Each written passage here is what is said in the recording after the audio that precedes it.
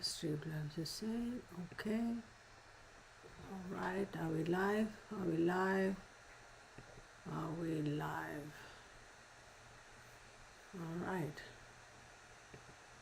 I don't know if this thing has taken me live as yet.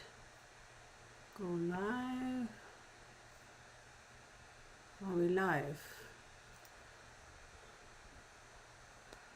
Okay. All right, let's see. I'm not sure what's going on over here. What?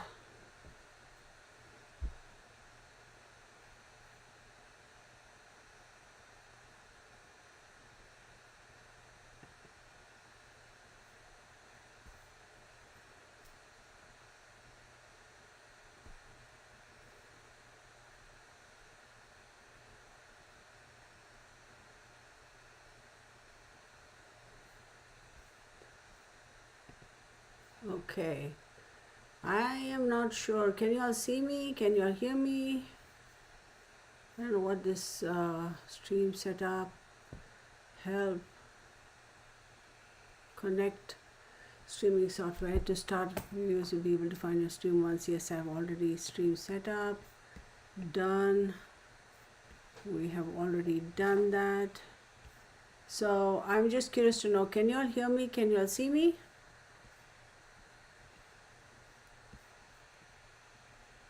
You can hear me? You can see me as well? Yes, yes, here. Oh, great. Awesome. Awesome. All right. That's basically what I was a little bit concerned about.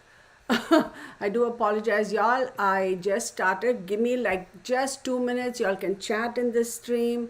I just got something printed off, and then I just want to make sure 14, 16. Just a couple of things the printer didn't kind of go through. 18th, 19th, 20th. Okay, I won't waste time doing that. We don't need the exact dates. We'll just get on with it because I just managed to get it printed. I was working on it and I was like, oh my goodness. So, yeah, I cannot, for some bizarre reason, the, there you go, sign in to chat. What do I have to sign in to chat? All messages you send will appear. I don't know what this thing is making me do here. There we go. All right, we will just, I'll collapse this. Give me 1 second, everybody.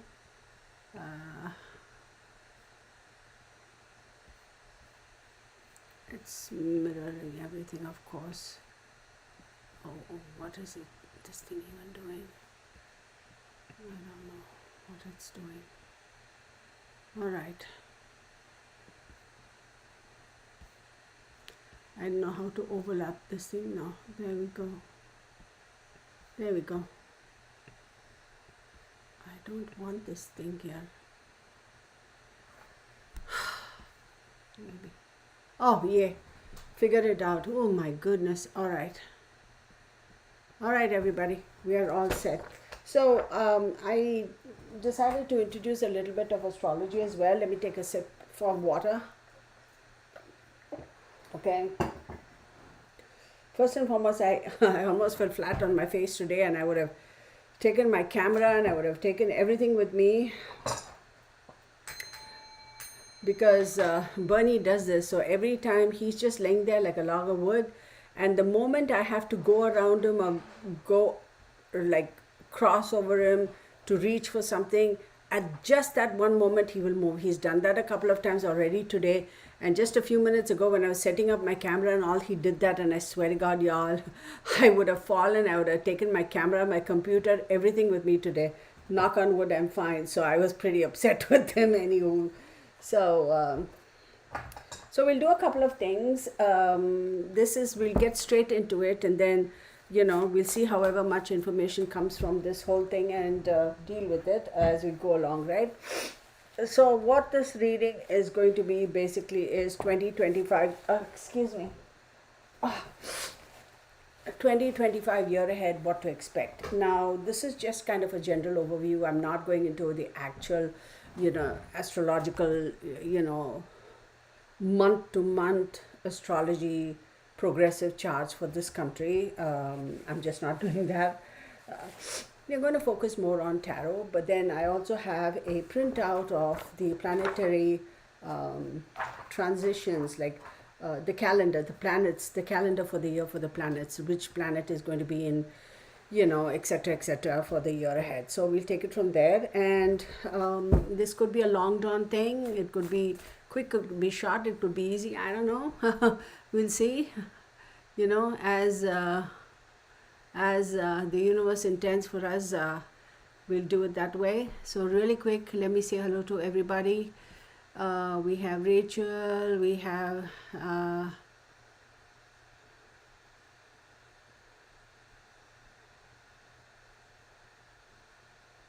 oh yeah, then we have Peanut Shell, then we have Delvin, we have Courtney. So I don't know Debbie. Hi Debbie. We'll see. Whoever wants to join us can do. Whoever doesn't, that's fine. So a couple of announcements to make, and I'll make these announcements as we go through as well, just to kind of uh, just to kind of repeat. First and foremost, this is for entertainment purposes only. These are my observations and my opinions. Do your own research, do your own due diligence, and form your own conclusions. And these are allegedlies, right? I have to throw that disclaimer out there. Second thing, on Saturday, the 4th, correct? Saturday, the 4th of January. Let me make sure I get the dates correct.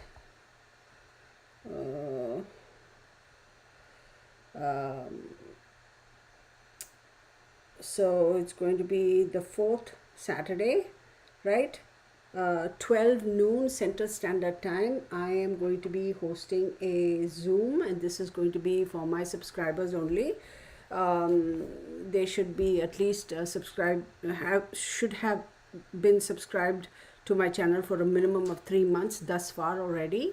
And this is only going to be for a limited number of people. That's 10 people.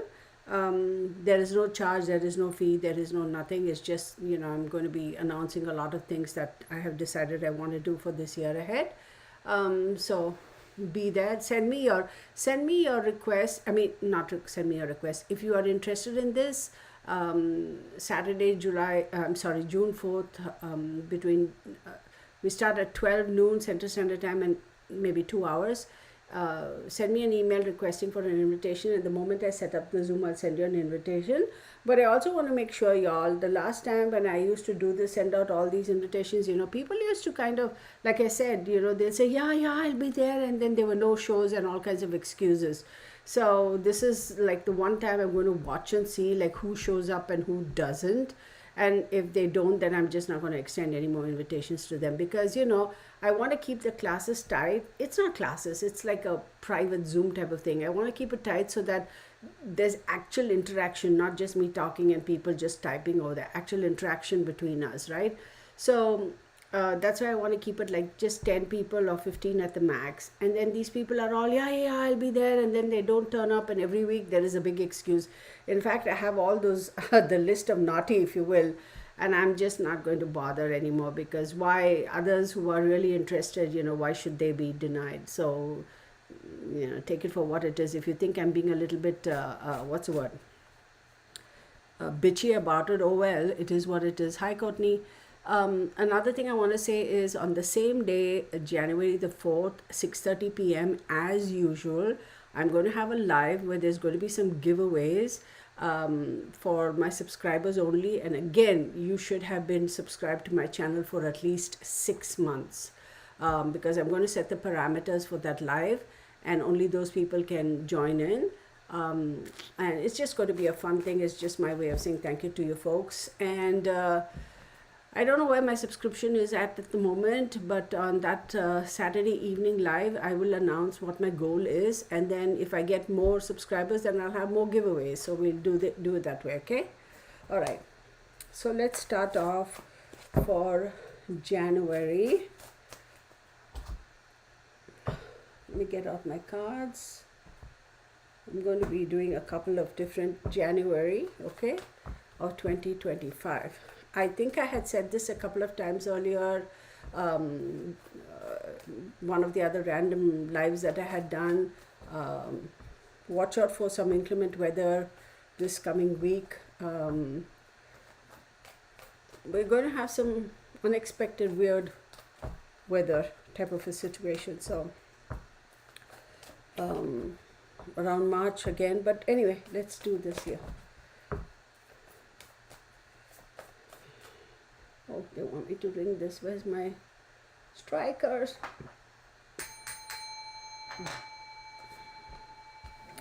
We have Taurus.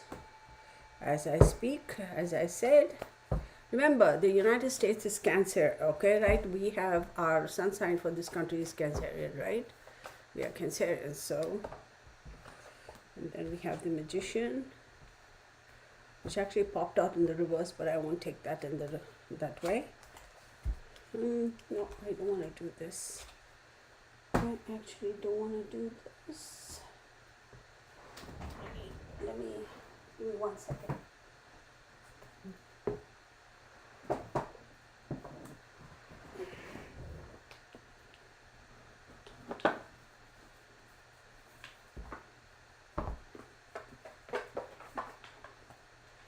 Yeah, I heard on the news earlier today that what's his name?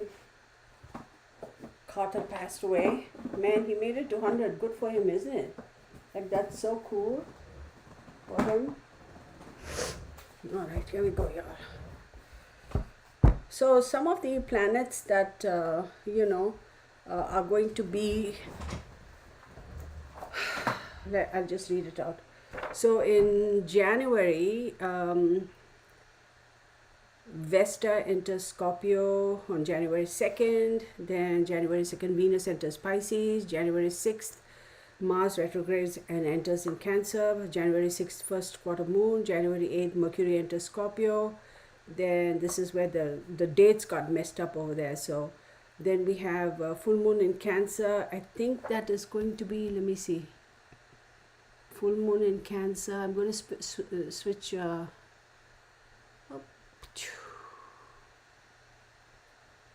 Full moon in Cancer. January 13th, we're going to have a full moon in Cancer.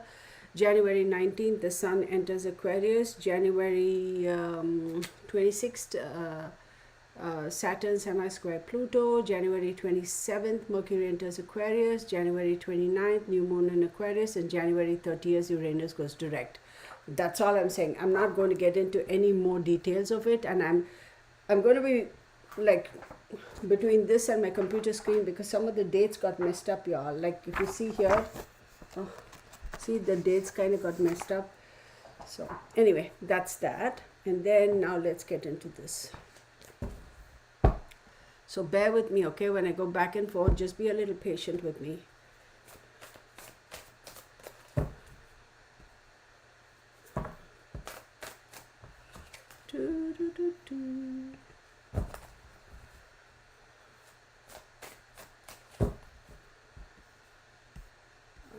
What's going on over here, but that's okay.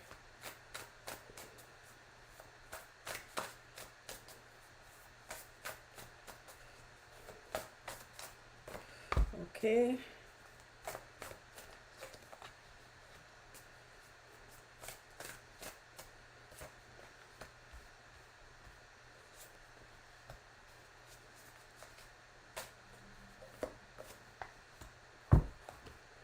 So, okay, yeah, okay. Then we have One of Pentacles, we have the Sagittarius card out, we have the Cancerian card out, Aquarius, and the Five of Swords. And I'm going to take out some other cards here. So this is going to be a little different. So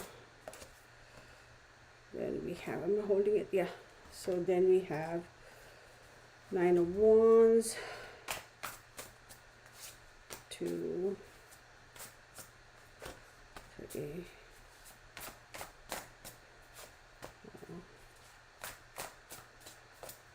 okay, there's a lot over here, so let's break it down.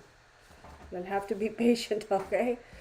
So, if the United States is the sun sign of Cancer, right off the bat on top we have Taurus and we have the Magician, right? So, Taurus is obviously, an earth element. It is obviously related to the land, and Taurus is the 11th house for Cancer.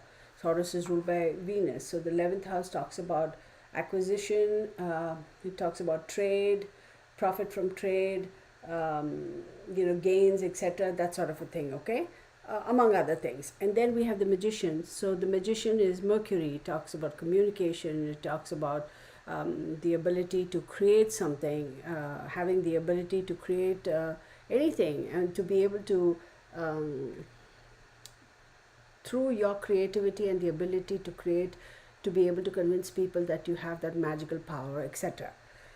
So, and then moving on down over here, we have the Ace of Pentacles, we have Sagittarius, we have Cancer, Aquarius, and the Five of Cups. So what this tells me is obviously relating to our, in January, relating to our earth, meaning our land, as far as, talk about land, you can talk about land value, you can talk about agriculture, you can talk about real estate, you can talk about the actual geographical land mass as we have, be it in terms of the borders, be it in terms of, any attempt to infiltrate, any attempts to expand, shrink, attack, any such thing, or even talk about where we stand as a country as far as our borders are concerned and the safety and security of our land mass. That's going to be priority. But then again, there is a sense of kind of going a little bit overboard for that. There could be a great need to expand that, as we have already seen. Our next president-elect, he's talked about, oh, we want to, expand, we want to do this, we want to do that, and I'm going to acquire Canada, do this, do that. He's all about that big jostling around. Now keep in mind, Sagittarius is ruled by Jupiter, and Jupiter is all about expansions, right? Depending on where exactly he is in the particular chart. So here we are talking about expanding, wanting to expand, aiming to expand, and to want to almost take a control by expansion of land mass, wanting to gain control and be the number one. And then you end up throwing Cancer over here, which is the first house, because there is this twisted, what's the word? Not ideology, where there's a certain faction that believes by the quantity is what makes you powerful. I disagree. Individually, it's not what you have, but what you do with what you have that makes it powerful or not. Then we have Aquarius. Now keep in mind, Aquarius is a swords energy, and it does talk about the internet. It talks about social media, electronic media, etc. And then you have the Five of Swords. So I do believe, as far as our as far as communication via electronic media, right, is going to be affected to a certain extent this month. There is going to be a lot of drama with regards to that, either in terms of the government saying, oh no, you know what, we can't give permission for this, or no, we have to shut this down, or no, we already know they're talking about it and it's clearly over here. But then again, just because they're saying they're going to do this and do that doesn't necessarily mean it's going to come to fruition, because right after that we have the Nine of Wands. And what does the Nine of Wands tell us? The Nine of Wands says, keep within your boundaries, right? Yeah, sure, you want to push the boundaries, but hey, here's the thing. We have to maintain our boundaries, maintain our limitations, understand by deleting something, deleting complete access, removing it altogether, we may think we're benefiting. Actually, we're not. We're going to be hurting ourselves. So in terms of any such modalities, there is going to be a great push to say, no, we cannot afford to get rid of it entirely. We need it, but we'll moderate it, right? That sort of a thing. Then you have the Page of Wands. Now, Page of Wands does talk about, uh, in the traditional tarot, talks about, gossip and talking and this, that, and the other, right?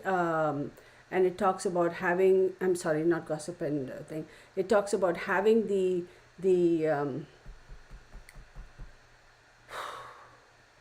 having the energy to bring in new ideas and uh, um, new talent to be able to deal with uh, the situation at hand. So it's like hiring new people to come in and do something that hopefully is going to change the trend by change the support of the general public by bringing in new trends, because there's a feel that the new talent, the young talent, the novice talent, if you will, can see things with a little bit more clarity. But that's going to be a little bit detrimental in terms of the political scale. That could kind of be advantageous in certain points. So out of five, they will, let's say, win three, and three is going to be winners, and two are going to be a dud. I don't know if I'm explaining. I have to get into the groove of this.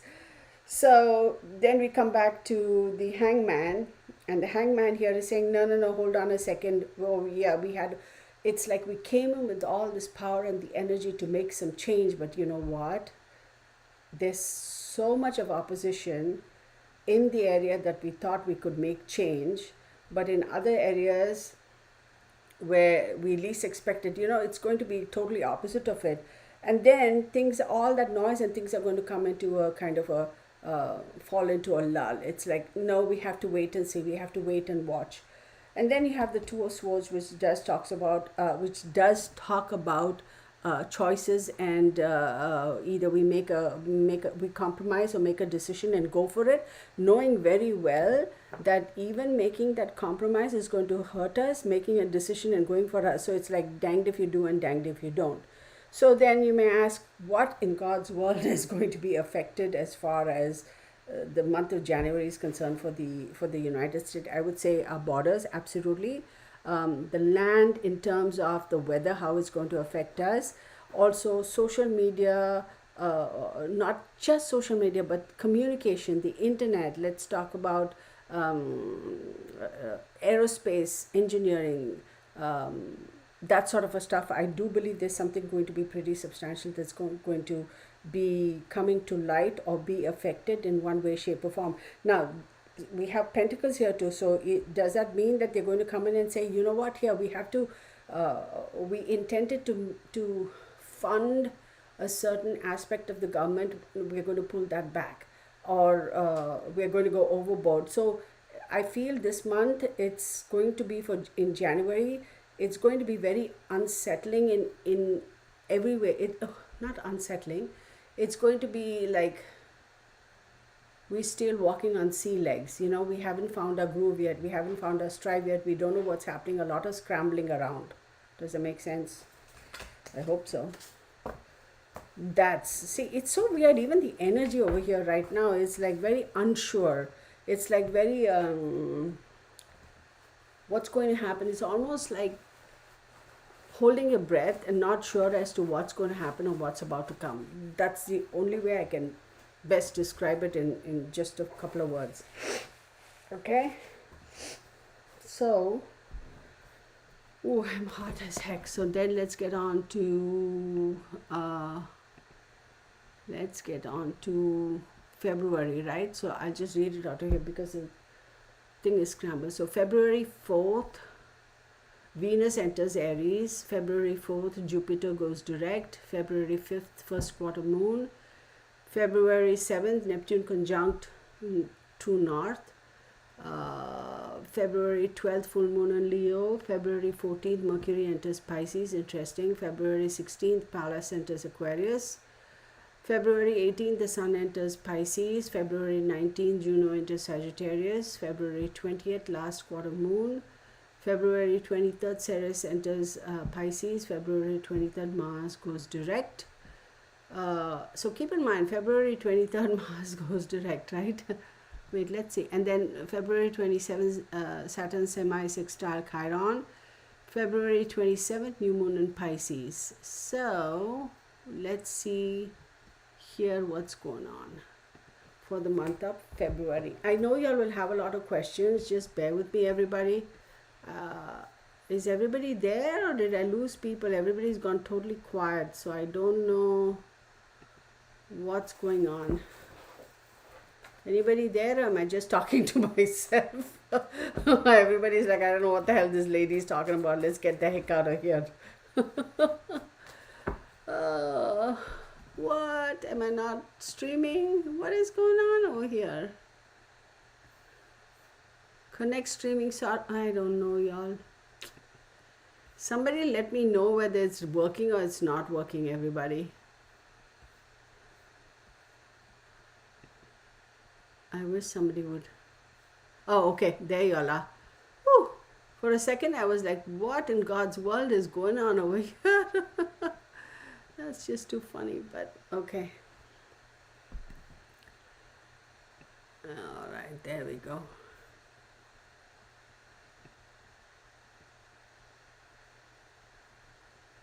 Okay.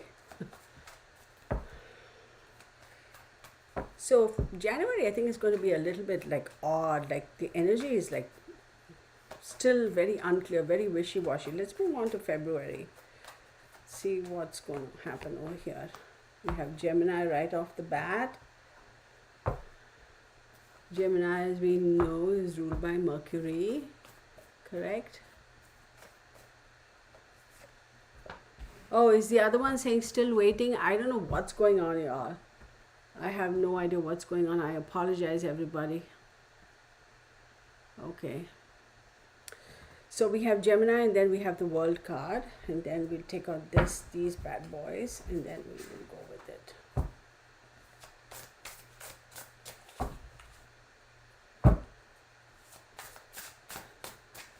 So Gemini is ruled by Mercury, and that is the 12th house for Cancer, and the 12th house about, oh my God, y'all, I'm telling you, this is, okay, hang on, 2, you can't make up this stuff, 3, 4, 5,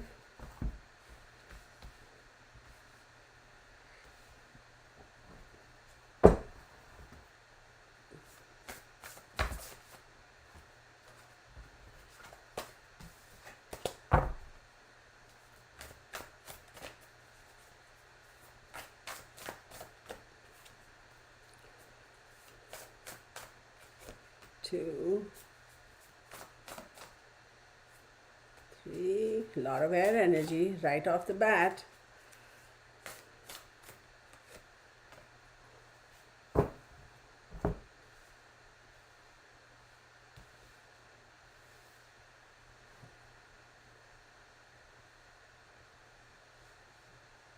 Okay, so for the month of February, we have Gemini, and then we have the World card. I'll just show it to you, okay? Gemini and the World card. Y'all, I have no idea what the hell is going on over here. Let me sign. This action cannot be performed. Okay, whatever. Whatever. YouTube is whatever. It's stuck on something over there, y'all. I have no idea what's going on. I hope I didn't lose it now.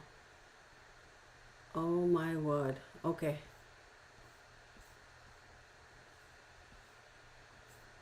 Did I lose y'all?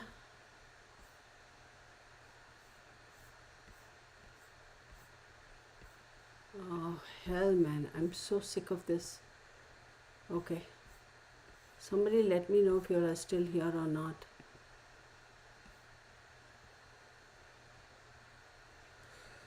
So Gemini is the 12th house for Cancer. And what is the 12th house? 12th house talks about hidden supports, institutions, things coming around full circle. There we are, things coming around full circle, karma. It talks about expenditures. It talks about incarcerations. And then we have the World card, okay? So what are the odds? What are the odds that we have Gemini and the World card? So absolutely, I do believe there is going to be a, thank you everybody, because these two, something is going on here with YouTube. So considering that we have the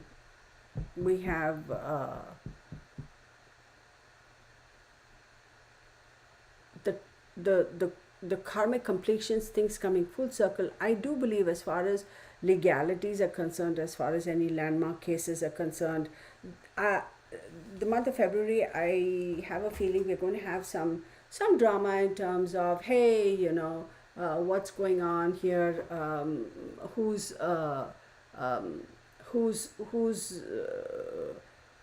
which case is going to be kind of, we've seen a lot of this being pardoned and this and that, etc. But I feel there's going to be some sort of a um, not overexposure, but spotlight on some landmark cases that are going to be in the news as far as the legal aspect of it, and that could create a little bit of drama, be it in management, that could be management of, the government, right, the sitting government at that time, and or be it in terms of, I don't know, let's say the stock market, or let's say some other institution. It almost feels like there's a sweeping, an attempt made to sweep clean, which is going to, in that whole drama, there are going to be some cases that are going to be brought forth, and it becomes a bit of a legal situation. So we see that going on. Then we have the Page of Swords over here. There's going to be a lot of talk, a lot of talk, a lot of arguments, a lot of butting of heads, a lot of disagreements, a lot of I'm not going to allow this, you're not going to allow it. So it's almost like a jostling of butting of heads, disagreements from unexpected people. You'd think, hey man, I thought you were on my team. No, but it's like somebody who you thought of your own is going to be kind of disagreeing with you or butting heads with you. And then we have the Seven of Swords. Seven of Swords talks about dishonesty, it talks about betrayal, it talks about feeling like somebody stabbed you in the back, and then follow, which is definitely going to happen, and then followed by that you have the King of Swords. Now the King of Swords does talk about having the ability to think strategically, as a leader, thinking strategically and being bold enough to make strategic decisions, knowing very legal decisions, knowing very well that you making these decisions may for sure hurt people who have been depending on you. So I have a feeling that drama is going to happen. And then we end up having the Chariot card over here, followed by the Strength card. So this attempt at wanting to make balance, wanting to balance governance, balance economy, balance the structure, balance procedures, balance the protocol, the balance of power, that's going to be questioned. That's going to come into the forefront. There's really going to be a tug of war as far as that is concerned. So unfortunately, I think we're going to have some drama as far as that is concerned, because you have the Three of Cups. So a lot of emotions are going to go with that. It's going to be an emotional. I have a feeling February is going to be an emotional month. Like if you think that January is a lot of upheavals, and February, you may go into February thinking that things are going to calm down, it's going to be a lot of emotions, and a kind of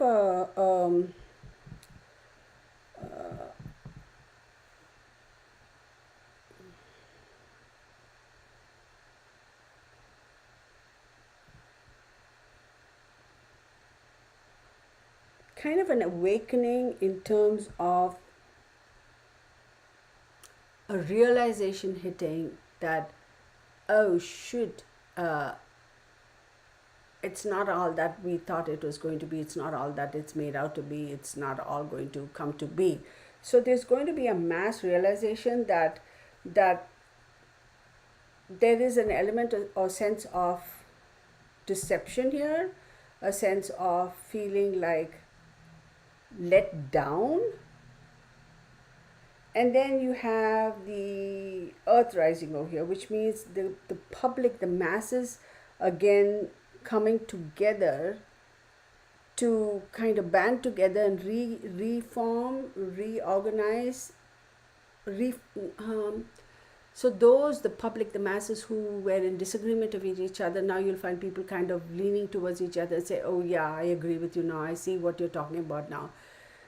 This is going to be more like an internal struggle for the United States than anybody from the outside coming in and trying to create problems. I feel like it's going to be a little bit of a divide, a little bit of a back and forth, and I think the public is going to realize that either we made the right decision or we didn't make the right decision, or we thought this is going to happen, but that's really not. This is what we were promised, and this is not going to be delivered. There's no way they can deliver on this. That realization is going to sink in, I feel, in the month of February. So I hope that makes sense. Let me just move this. 1 second. I just need this.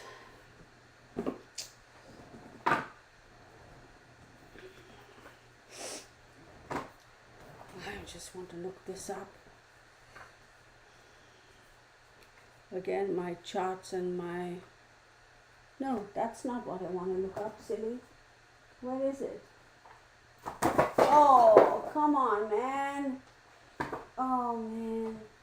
It's all gone flying all over the place now. Shit. Is that it? No, that's not it either. Okay, hang on, everybody. I don't even know where all my cards are, though, because I feel like I need to change it. Let me just switch these cards out. There. Sorry, everybody. I just had to switch out the cards because I felt the energy was kind of draining on that. I assume y'all can still see me. Hi, Arashali. How are you doing? How are you? We missed you. You've been gone for a long time. Y'all, it's the weirdest thing. I don't know what's going on over here, but I feel like, is YouTube showing an image of me or not? Are you all seeing an image of me on YouTube or not? Let me know. I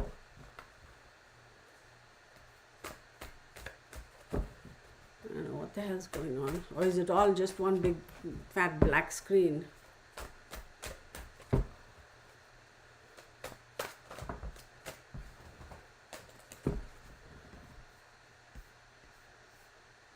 Oh, you see me? Okay. Thank you. So let's do March. Let's go into March. So March, what is the what are the... Oh, that's April, right?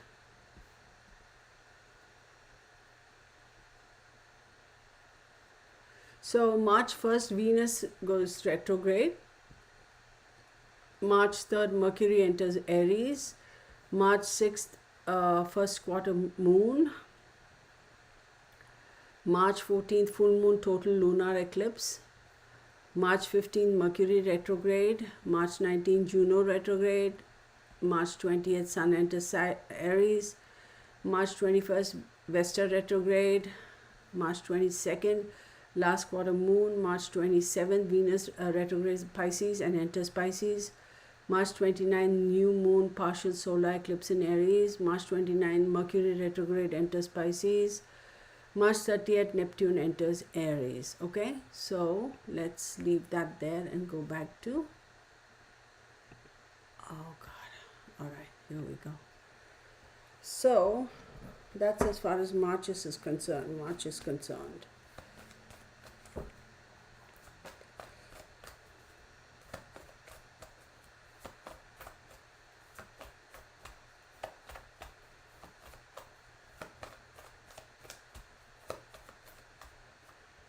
We have Aries. So Aries is going to be 12, 11, 10th house.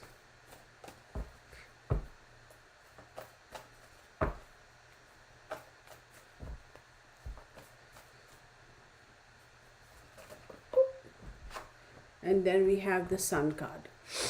So what is the 10th house? Because Aries is the 10th house for Cancer, right? 12, 11, 10. 10th house talks about the reputation, a government, trade, the environment, authority, control, among reputation of a country also, among other things. Okay. And then we have the Sun card. Now the Sun card, as we know, rules Leo, and Leo is the second house for Cancer. And the Sun card talks about the expansions, new horizons, the masculinity, the ego, that sort of a thing. So what is the second house? The second house, the accumulated wealth of our country, if you will. Let's talk about bonds, the banks, the securities, education is also part of it. The how shall I say, our treasury,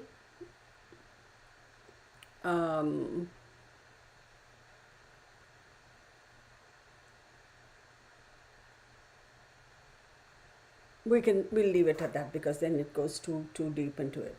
So now let's take a look and see what that's going to do for us.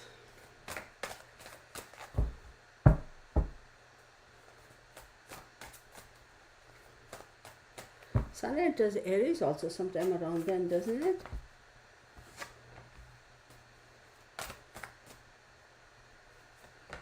Two, 3, 4. Oh, we got some really crazy energy, y'all. 1, 2, 3, 4, 5. March, I don't think it's going to be a very good month for us.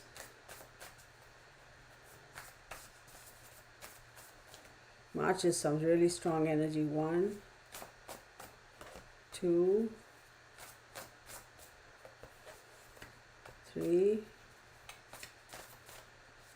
4, 5.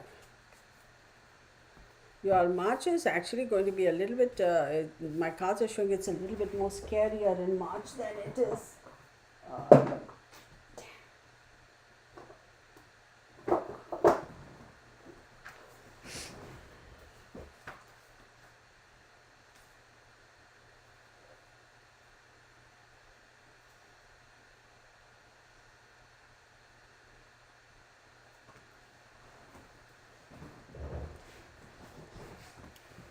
We have a lot of major arcanas here. 1, 2, 3, 4 out of 5 are major arcanas. We have 15, which is the Devil card. We have the Tower card. We have the Messenger of Swords, if you will. Then we have 11, which is Justice. Then we have 13, which is the Devil card. I have a feeling March is going to be a little bit more of an intense month for us. I do believe there could be some sort of a issue in terms of our security as a country, if you will. We have Neptune also fallen over here. And what is Neptune? Neptune is confusion, illusion, and dreams. Neptune, followed by that we have the 6 of Cups, we have Leo, then we have the settling down of emotions, again by the 2 of Emotions. Y'all, I have a feeling March is actually going to be a little bit of a crazy month for us. I do believe it is going to question authority, question the safety, security of the principal character in our country, and also his authority is going to be greatly questioned. Okay, let me throw this disclaimer. This is for entertainment purposes only. These are my observations and my opinions, and allegedly do your own research, do your own due diligence, and form your own conclusions. March is going to be a little bit of a crazy month. It really is. based on what I'm seeing over here. It's not, I'm not happy about this because we have some crazy energies over here. Crazy, crazy. There's going to be a control. There's going to be a situation of now the mask is coming off and we see who really is controlling. Then we have a destruction or disillusionment, a dismantlement of a power or powers to be of, or an individual who holds powers. There's going to be a lot of quick attempts to literally flying by the seat of your pants to fix things.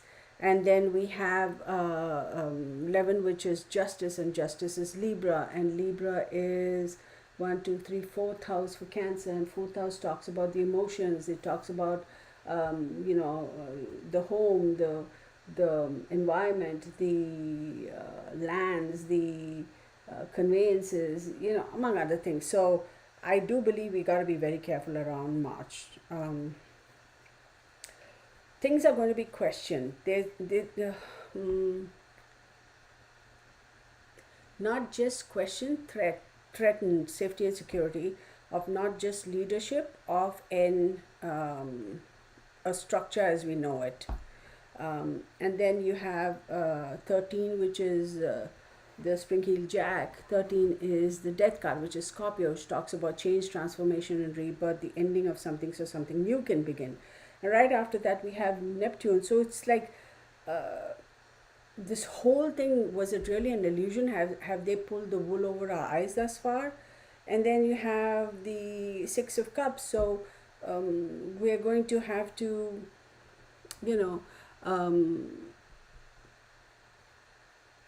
wonder whether what transpired in the past, how shall I say?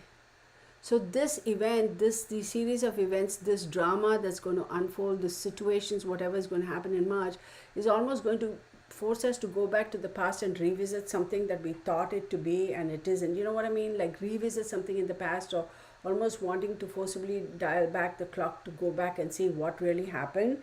But then again, right after that, we have Leo, and Leo is ruled by the sun, so that talks about the principal character, the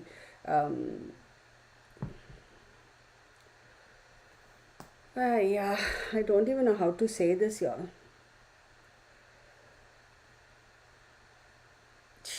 And then we have the Two of Water. Again, there's going to be an emotional decision that needs to be made. Yeah, let's just say that March is not necessary. See, these are the things, okay? All right. Don't get me wrong. These are the kind of situations where I feel that I have to hold myself back, and people may be thinking, well, if you're so confident of yourself, don't hold back. I am confident. The only reason I'm holding back is because I also have to be careful of my own safety and security. So when I do the Saturday readings is when it's going to be unfiltered, basically. Saturdays when we do the Zoom or whatever invitation. There's so much more going on here in the month of March. I truly believe it's going to be quite a situation. We really have to be, it's not fear mongering. We have to be careful. We get to see how we are actually, who really is in control, okay?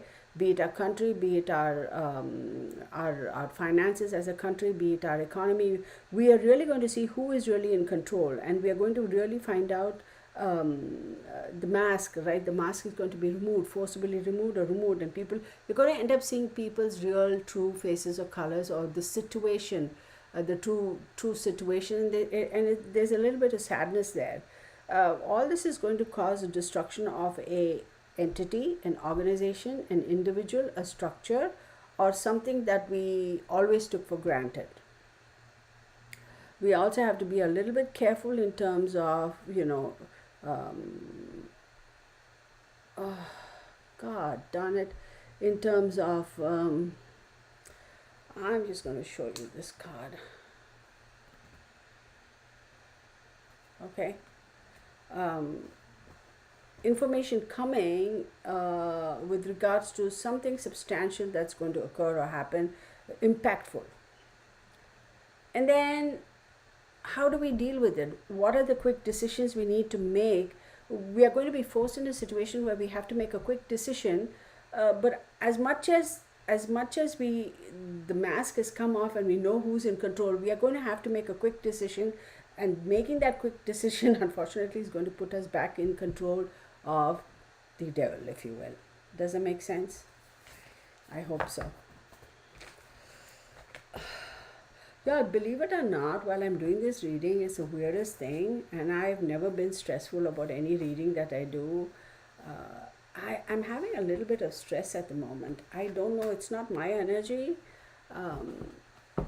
Is I'm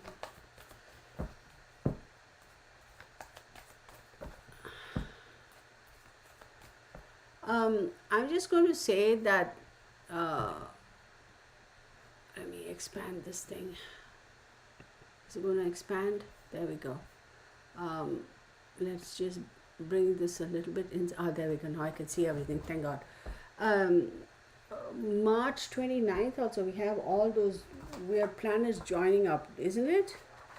March 20. Like all those planets are going to be joining up. Is it March or May? May or March, somewhere where there are going to be 6 planets aligning or whatever. Which month is that in? So I'm just reading your comments. Elena says hello. It's me. Then Araceli, I haven't seen you in forever. For real, wonder when the turnaround will happen. I'm not surprised at all. It's unfortunate. I mean, of course, you know, I will say I hope, you know,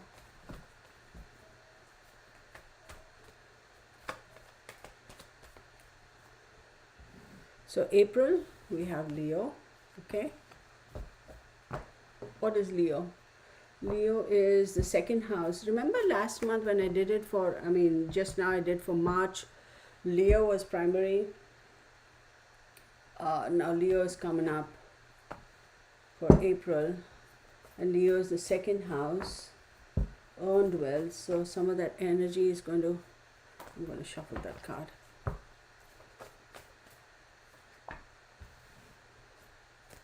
Shuffle again, they say.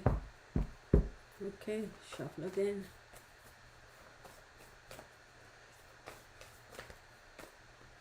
No? Seriously, give me one card. You can't make up this shit, y'all. I mean, seriously. Look.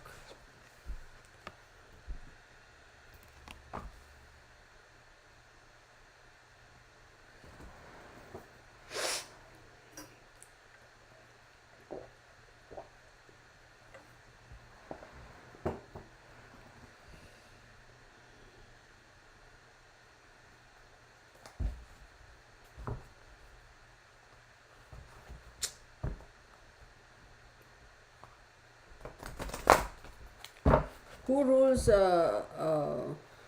Aries, which is April? I'm reading for April, correct?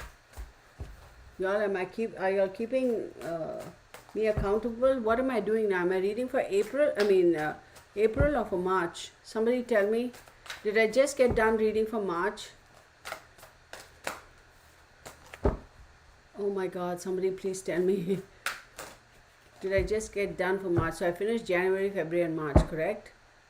Or did I do just January and February?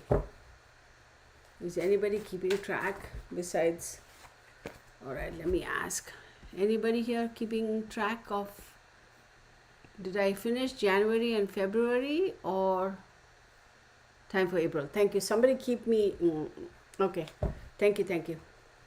I just want to make sure I don't forget. Thank you. Now it's time for April. So Mars, the Tower card, right? The Tower card is a Mars card, and Mars rules Aries, and Mars rules Scorpio, and we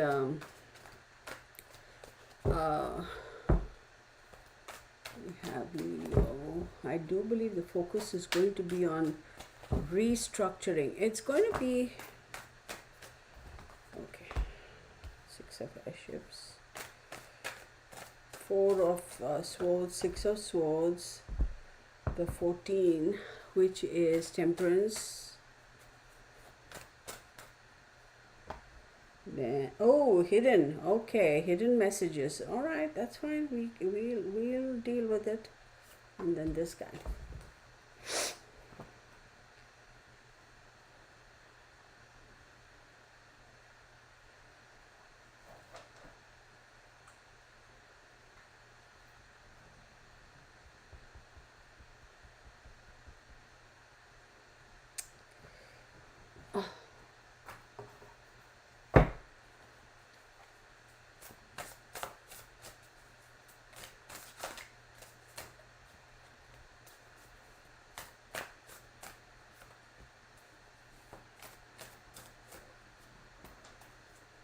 The sun card. Dang.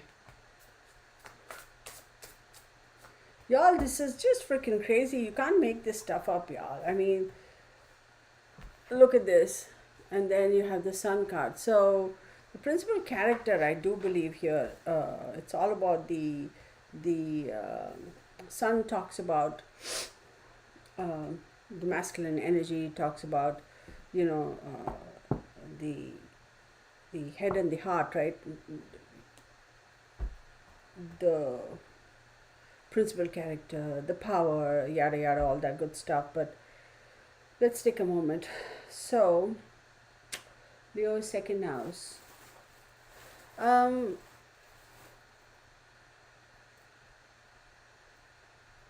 if people are thinking the economy is going to turn on a dime, it's not going to happen. That much I will say.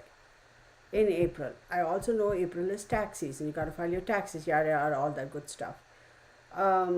If people think that the moment the next president is in office, the economy is going to pick up like that, there's going to be some drama. So the financial structure, the financial organization, the financial center, the financial core of the country, I believe, is going to be a little bit shook up. In the sense as, does it mean that we're going to go down? Does it mean we're going to go up? Does it mean we're going to go stay stable? I feel like the economics, the finances of a treasury, if you will, are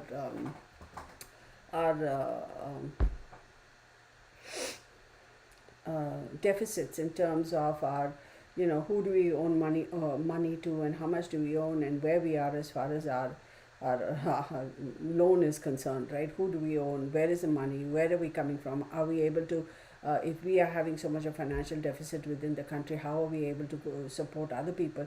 All those things. There's a major restructuring, y'all. Major restructuring that will be forced upon us, whether we like it or not. And even the government, they will be forced to do it, simply because it's not because, oh, this government did this and that government that didn't do this. It doesn't take 4 years. It isn't just 4 years. Um, you can't do this kind of damage in just 4 years, okay, to the country.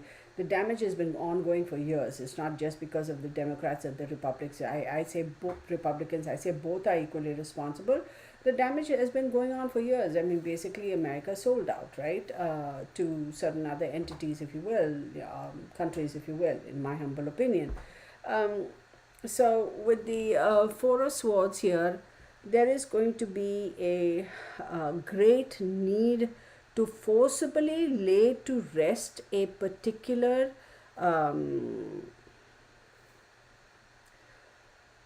uh, forcibly laid to rest a particular contract, a particular understanding, forcibly laid to rest um, uh, an individual, laid to rest as in, I'm not going to say somebody's going to kick the bucket, but forcibly remove, forcibly laid to rest their powers, and their ability to almost take a break, forcibly make them take a break. And then you have the Six of Swords. Now, what is the Six of Swords? Forcing that on somebody is going to help us walk away from a little bit more of a disaster. Okay, as is disastrous. It's going to help us walk away, damage control to a certain extent. And then we have 14, which is temperance. By walking away from that and walking towards damage, by removing that powers from that particular entity, individual, disengaging is the word. we are then going to be able to walk away from the damage to a little bit more of a better situation where we can kind of have a little more organization, more control, more, okay, fine, now let's, we've gotten over that, let's figure out what to do, where to do, how to go about it. And then therein lies temperance. But then here's the thing, temperance is saying, which is a Sagittarius card, right? Now keep in mind, Leo, Sagittarius, and Aries are all sister signs, fire signs. Temperance comes in and says, now you really need to find the balance, okay? Weigh the pros and cons and balance all the elements, if you will, and so that when we move forward, we know exactly where we stand. But the sad thing is, I believe that there is going to be some sort of a further, no matter how much we try, we cannot walk away from international conflict. And there's literally going to be international conflict.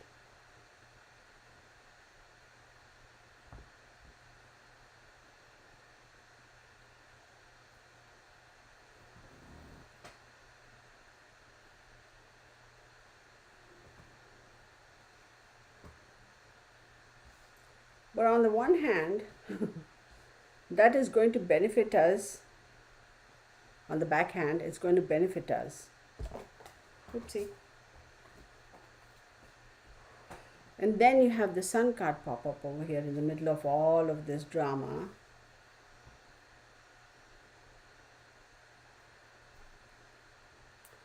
And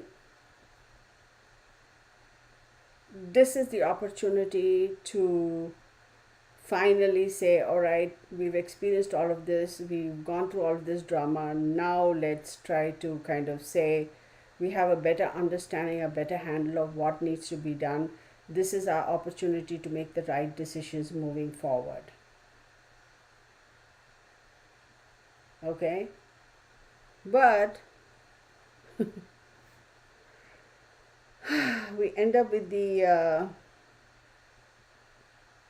Six of Swords towards the end of the month. So I do believe we will now say April, May, towards the end of April, beginning of May, we'll start moving towards a little bit more of a lighter environment.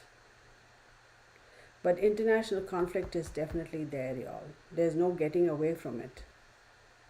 We may say, people may say, oh, we're over and done with, we walked away from Afghanistan, we walked away from Iran, we walked away from Timbuktu, everything is fine. I don't think so. Sorry y'all if this is like too boring for y'all, or too like woe be me, or the world's coming to an end. I'm not going to sugarcoat anything. It's just the way it is. I mean, if people really thought, regardless of whether the Democrats won or the Republicans won, I feel that the situation around the country is not necessarily where we want it to be. We have always been heading to this spot for the past few years. It's been building up. The energy has been building up, is my humble opinion. Okay? Alright, now let's go into May, correct?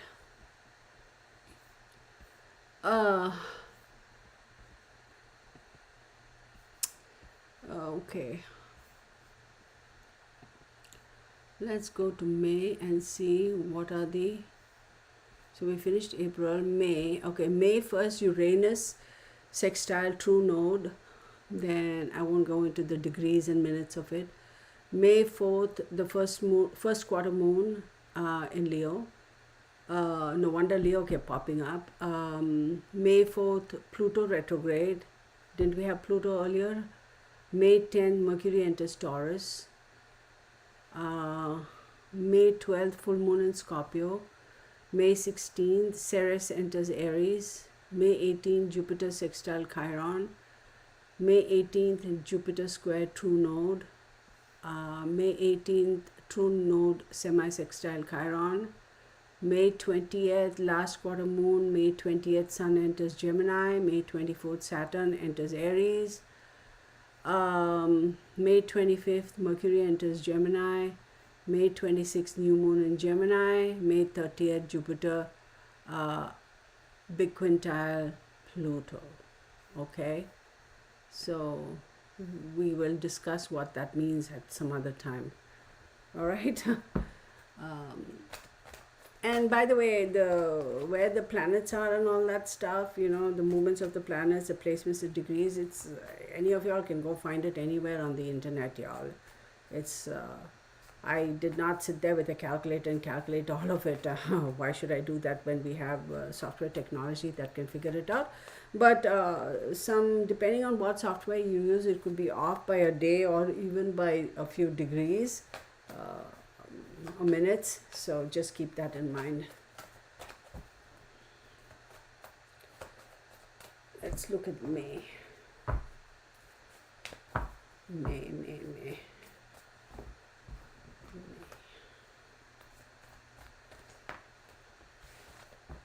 May we have Pluto. Oh my goodness, did I not just say Pluto something here again? Hang on one second. February. May, where's Pluto?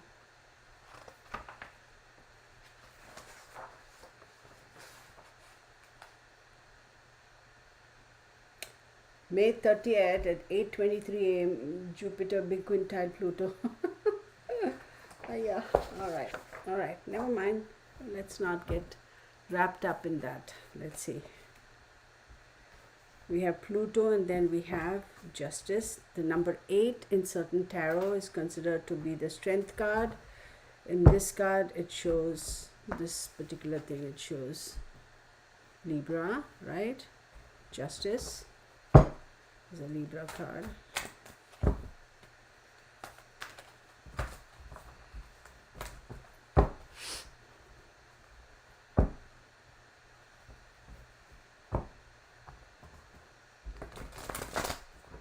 I've said this so many times, y'all. Some people look at me like, girl, you lost your marbles. And maybe I have lost my marbles after all. I truly feel the Third World War has, the seeds have been planted for it. I truly believe. So, suspension 12, which is the Hangman. Ace of Swords. 5 of Cups.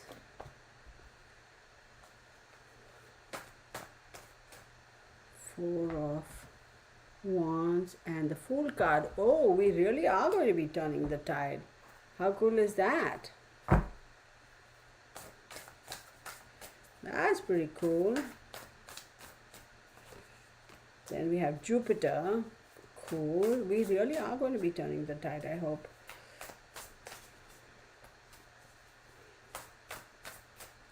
Well, I do believe we are going to be turning the tide. Holy moly, cajoles. Yeah, baby. That's what I'm saying. It's like enough of all this woe be me. Yes, Pluto, right? Pluto. What is Pluto? Something, did we say Scorpio? Scorpio. I thought I saw somewhere here something about. Hang on, everybody.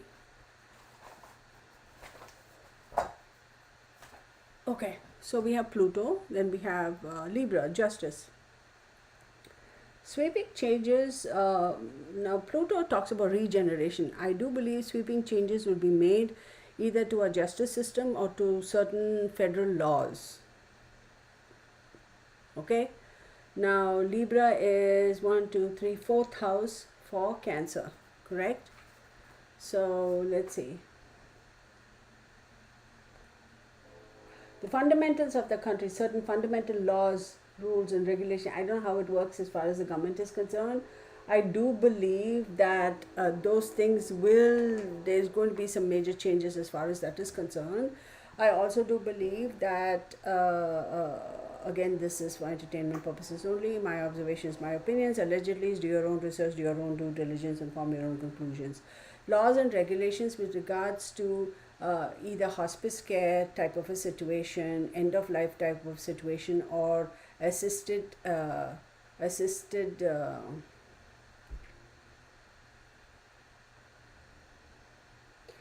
oh, I don't want to use that word. You know how they say when somebody chooses to pass because they have a terminal illness, that type of thing. There's some laws that will be greatly affected as far as that is concerned, and this could also mean laws and rules and regulations. Some changes will be coming even in terms of, you know, Roe and Wade type of situations that we had going on, all the big drama.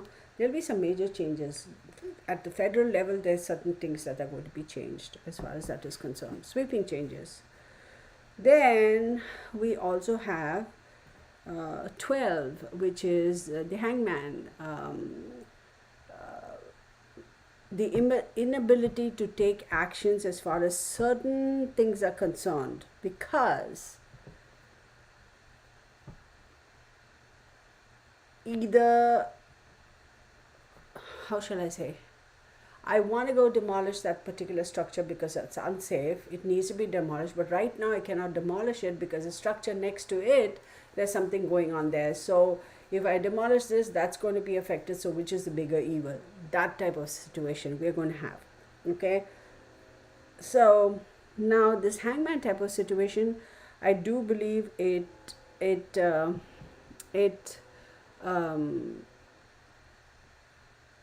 is in relations to international alliance. Okay, a international alliance, because yes, there is some clarity in terms of what their limitations are, what our limitations are, but this is more not just the war type of situation. This is also more related. This is leaning more towards trade relations and conflict. Okay, because there's some sort of a clarity in terms of, oh, now we understand, now we got your number, now we know, now we are in a better position to deal with this situation, now we can, whatever that is, right? Now let's talk about 5 of Cups, followed by the 4 of Wands over there. This could have something to do in terms of fuel, y'all. Import and export of oil, this fuel, that sort of a thing. So I'm giving you some specifics there. And then we have the 0, which is the Fool card. So whatever this alliance is concerned in terms of trade and economics, changes will be made. It's actually going to work out better. We'll come out of it looking better, be in a better position. It's almost like a win for us, and that is going to set us forth on a completely new trajectory. Oh, I forgot, I left my magnifying glass there. Dang it. The other day, Mark was asking me, why don't you wear your contacts anymore? I said, even if I wear my contacts, I still feel that it's not enough. Wait, there's something here. Okay. So I do believe that is kind of going to give us an opportunity for, yes, it's going to be a bit of a risk taking for us, but a new fresh lease of life, a new pathway, a new dawn, if you will, so that could have something to do with fossil fuel, energy, oil. Then we have Jupiter. Now, Jupiter rules Sagittarius and Pisces as well. So Cancer, 1, 2, 3, 4, 5, 6. Sagittarius is the 6th house, and Pisces is the 9th house. So let's look at Jupiter here. It does talk about expansions. 6th house is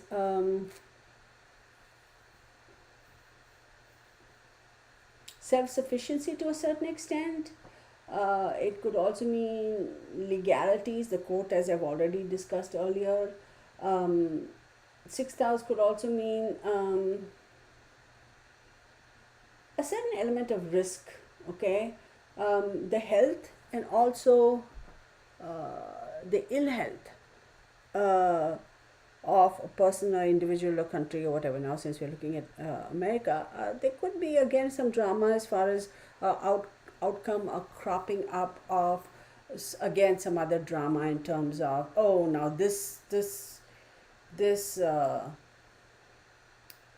new thing has flared up, and oh, everybody kind of, we need to kind of be wary of it. There could be a little bit more of that.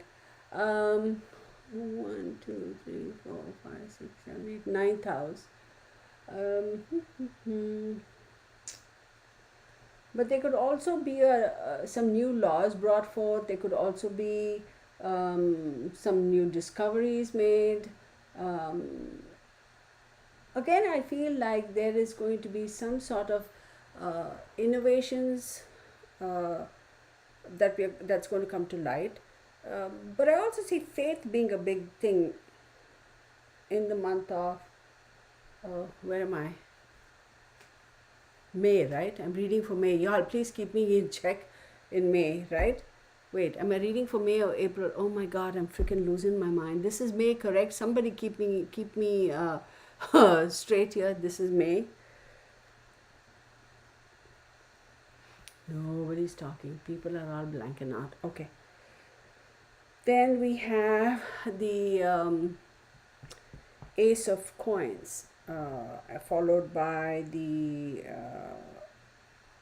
Seven of Cups, followed by the Ace of Wands, followed by the Earth rising. I do believe the month of May is going to start, we're going to start getting into a little bit of a better month for us, because some major decisions, taking back control, taking control and moving forward with the knowledge and the security, knowing that now, since we have actual control over these certain aspects or elements or whatever of our country, we are now in a better position to move forward. That's me. Now we are reading for June. Oh my God, I got to remember all this.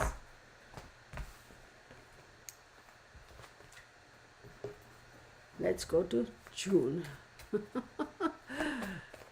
Oh my God, we're almost like an hour and 15 minutes, and I'm still only now at the halfway point. Y'all are in for a long haul. Okay, let's look at June now. Let me see the June. Okay.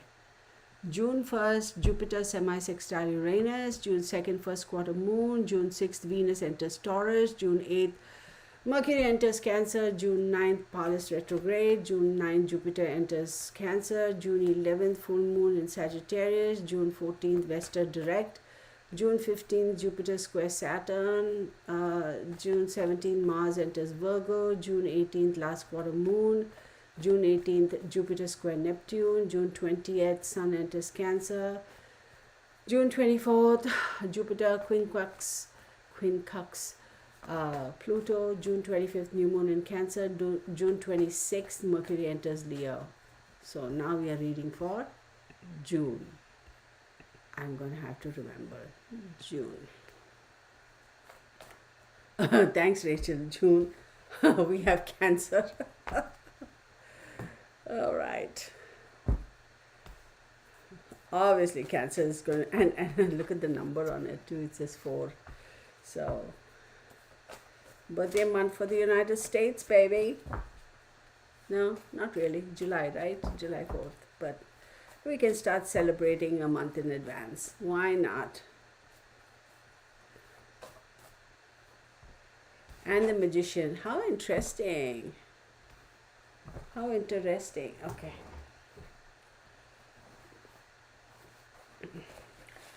Oh, excuse me.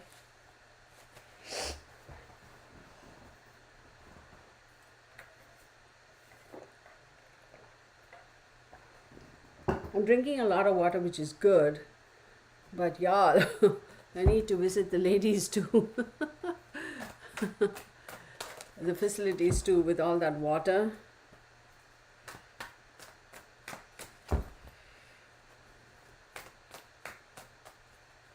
The cards, no, they're all upright.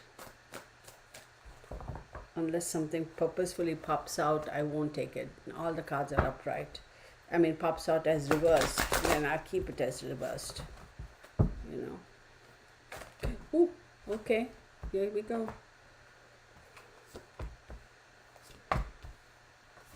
Oh, interesting. Ooh, interesting.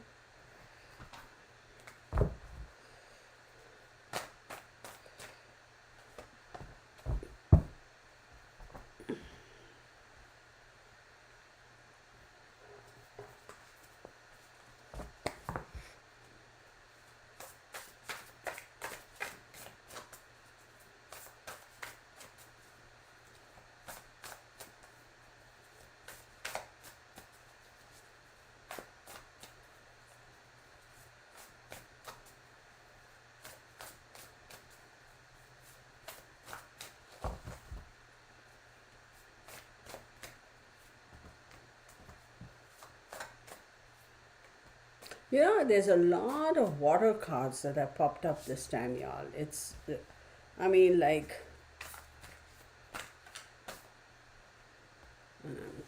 as I say that, oh, oh man, all right, there are a lot of cards that have popped out, but I'm going to keep them. Oh, interesting. Okay, interesting. Cancer, and then the magician. Magician, Cancer, of course, is, the very first house. So it's the self, the environment, the happiness, the unhappiness, the strength, the weakness, uh, the independence, the confidence, the individuality of our nation. All that is in the forefront, and then you have the magician card pop up, and the magician card is ruled by Mercury. It talks about the ability to create, to travel, to create magic, to take control, to be in charge. Absolutely, very, very, very interesting. I love it. I do believe June is going to be a little bit better for us. And then we have the Five of Swords. We have another magician card pop up. Remember, I'm using 3 decks. No, actually 4 decks. And then we have the navigator, if you will. Um, I should say, then we have the 13, which is the death, and then we have the 8 of wands over there, followed by the 5 of cups, then very, very interesting earth card, then again a water card, very interesting water card, uh, water resources, specifically consumable or potable water resources. We have Neptune. What is Neptune again? Confusion, illusion, and dreams. Neptune is the water. We have 2 of cups again. Then we have the fire card. We have fire. Then we have the 9 of wands, of course. Then Pluto. Then 4 of cups. And then we have the 8 of cups. Wow. Neptune and Pluto here. Interesting. Pluto. Very interesting.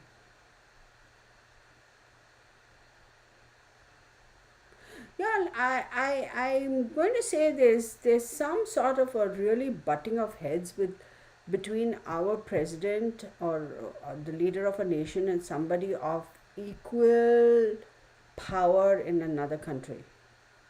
There's literally going to be a butting of heads. Okay, there's literally going to be a thing like flexing muscles. Who's stronger than who? Who's wearing the bigger watch? If you know what I mean. Um, I'm thinking other words, but I'm not going to say that. So, with the 5 of Swords here, um,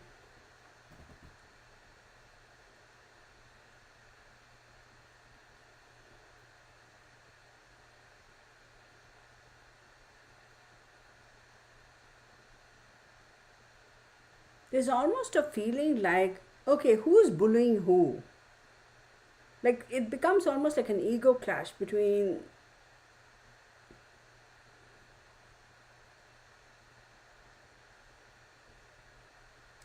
Let me put it this way. So, remember, America and some other countries, we have our stations in other countries, right? Where it's like, what do you call? We have.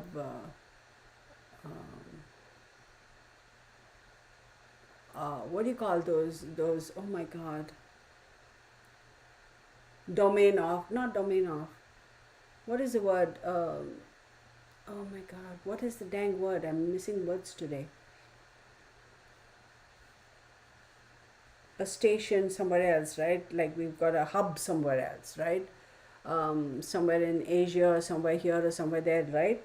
So there's almost going to be a tussle for that, because jostling for power and offering, hey, don't, let's say we take a country A, okay, just a country A, whatever that country is, they have a part of the ocean that is very crucial uh, for whoever gets control of that, or whoever gets an opportunity to set up a base over there, that's the word, they're going to benefit from it.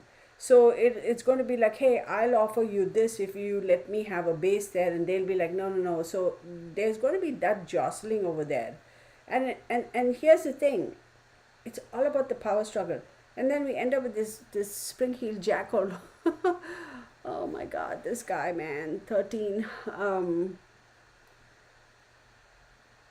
I do believe having a base there, a control or an opportunity to set up shop there, if you will, is truly going to determine, okay, um, the power of either us or whoever the other country is in that part of the world.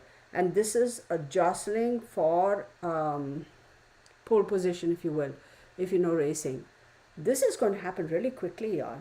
This is seriously going to happen really quickly.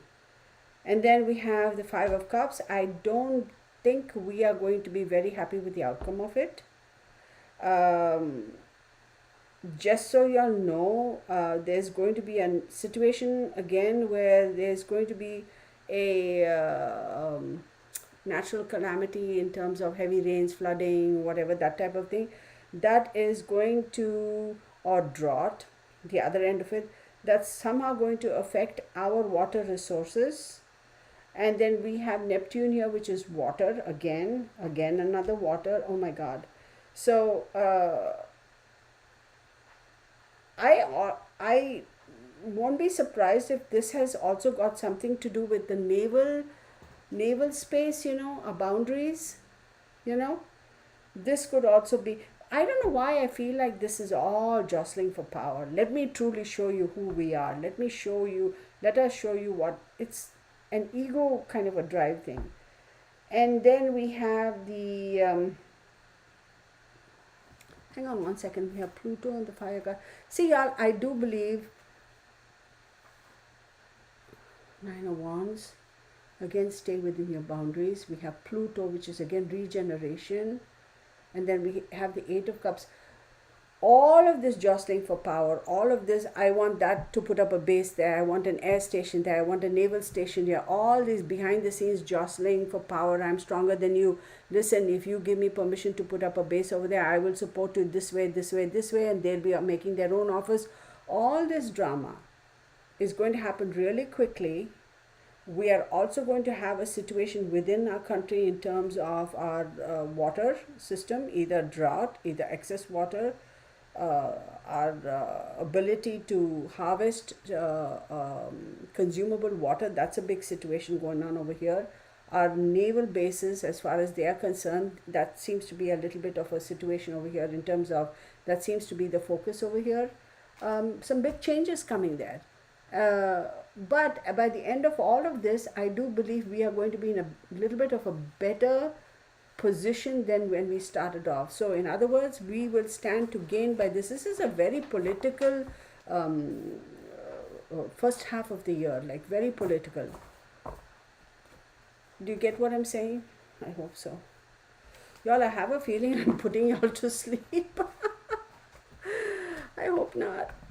But okay, so we finished June. Let's go to July. Let me see. Sounds like, well,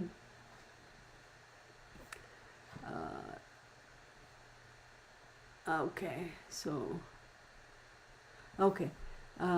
Tainted Meat, yeah, I don't know who name changed to Mama Bear. Yeah, there are a lot of people missing, but that's okay.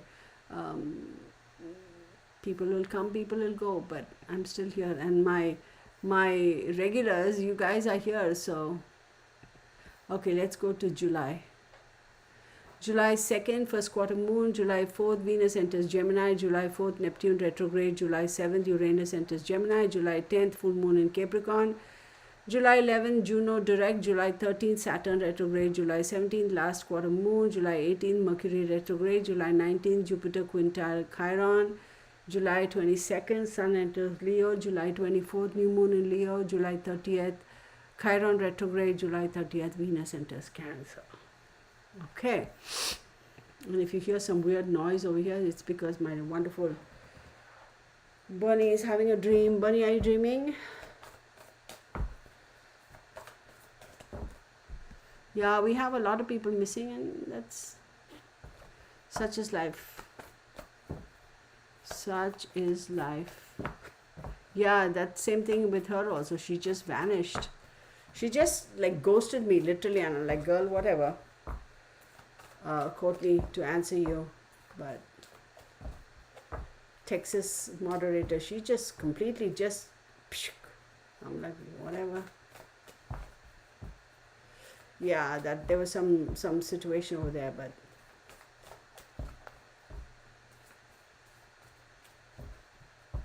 oh, Carolyn, I haven't done any of that, Carolyn. Let me finish this and then no, let's go to July. Let's go to July. We have Sagittarius, okay.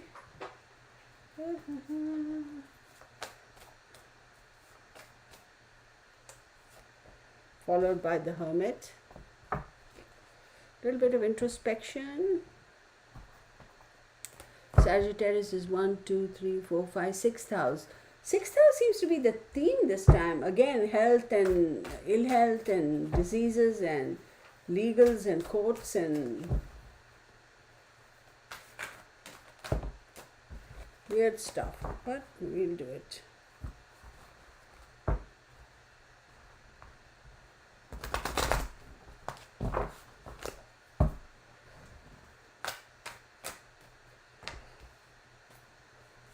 $21, $15, $21, $15. Oh, finally. 5, the Hierophant.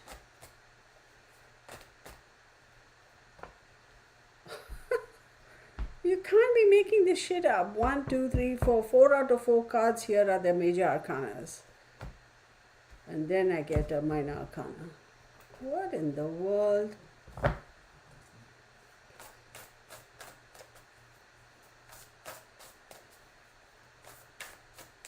Wow, interesting. 4 of... Bunny, what are you doing? Bunny, are you stuck? 4 of Cups.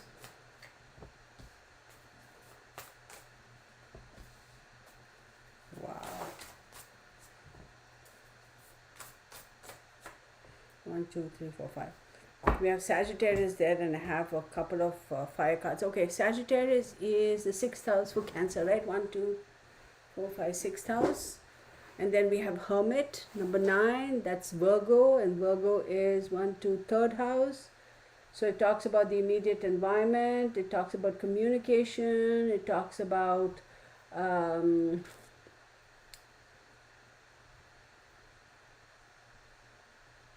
immediate neighbors. Then we have 21, which is the World card. Then we have 15 again, which is the Devil card. Then we have 5, which is the Hierophant, Taurus. Then we have the Tower card, and then 8 of whatchamacall, Swords. So I think this is going to be the month where there's going to be a real shift over there. A little bit of a shift.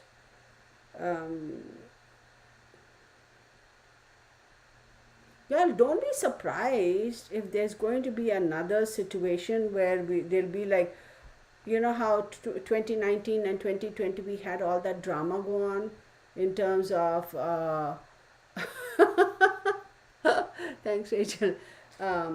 We had that drama go off in terms of how we had to kind of confine ourselves, kind of a situation.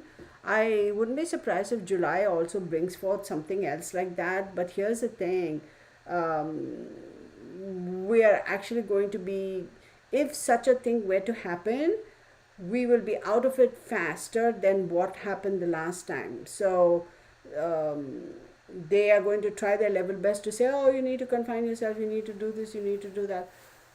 Bunny, are you stuck? But we're going to get out of it faster. I, I truly believe July is going to be a month like that. There's going to be some restrictions on travel, that I can tell you.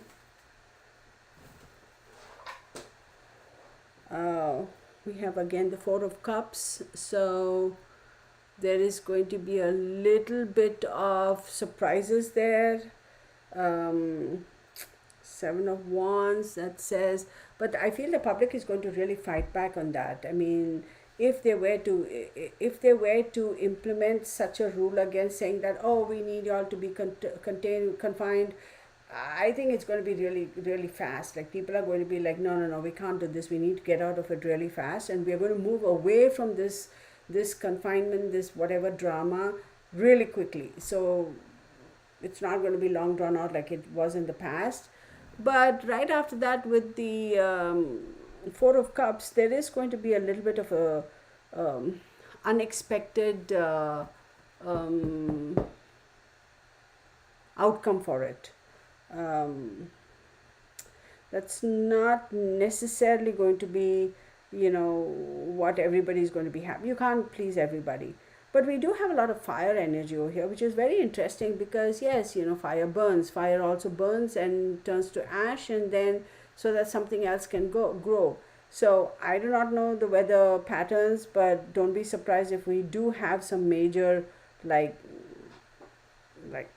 um, firestorms, if you will, firestorms, wildfires, okay, around that time. Typically, that time of the year, I think we do end up having a lot of wildfires, but I do believe this is going to be quite intense. So 7, 8, for a good 7 to 8 weeks, we're going to be facing situations where it's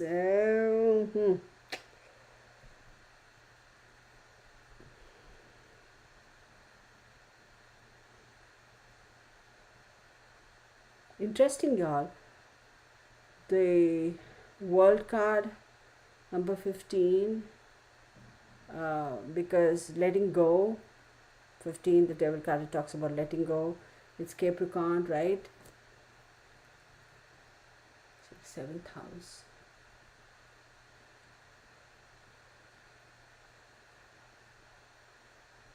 I will say something, y'all, over here. Something to do with the native people of the original, the true Americans, the Native Americans. There's something pretty important with regards to that coming up here. I don't know what that is as yet. It's the weirdest thing, okay? Something with regards to that particular uh, population of this country is showing up here.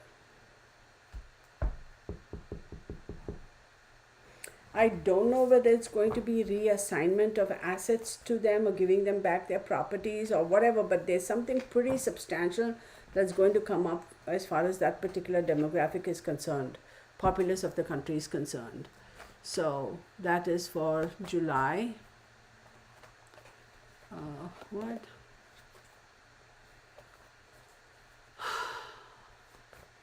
So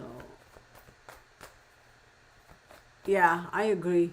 But see, people I feel like are going to come out of this confinement sooner than expected. People are not going to buy into it. But hang on, y'all. Let me just open the window a little bit. Oh my God, it's getting hot in here.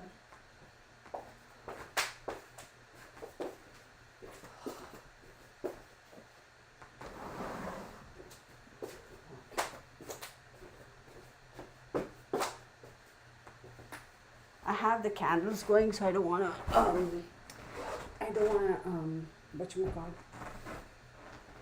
Let's just stop that there. I'm kind of getting hot. Okay. Okay, let's go back and look at the August. August 1st, first quarter moon. August 3rd, Uranus quintile true node. August 6th, Mars enters Libra. August 9th, full moon Aquarius. August 11th, Mercury direct. August 11th, Ceres retrograde. August 11th, Saturn sextile Uranus. August 16th, last quarter moon. August 22nd, Sun enters Virgo. August 23rd, new moon Virgo. August 23rd, Jupiter semi-square Uranus. August 25th, Venus enters Leo. August 28th, Uranus sextile Neptune. August 31st, first quarter moon in Sag. Okay, 8 degrees, 7 minutes Sag. Okay, let me minimize that screen. Let's look at August. Oh my goodness, people.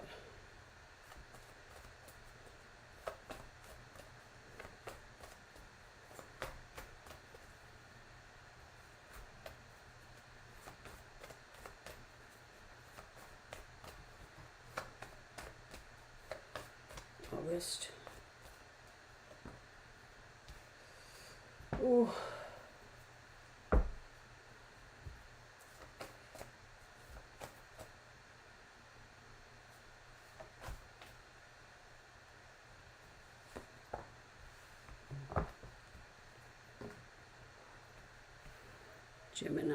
Gemini. 12th house again. Oh my goodness, I'm hot here.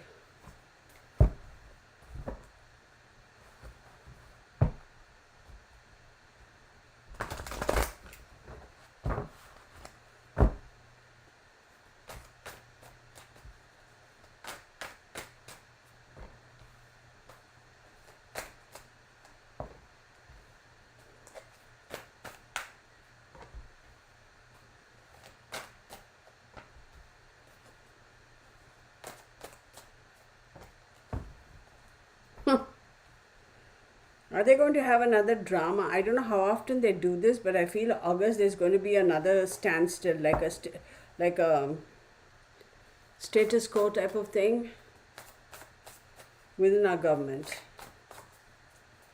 17.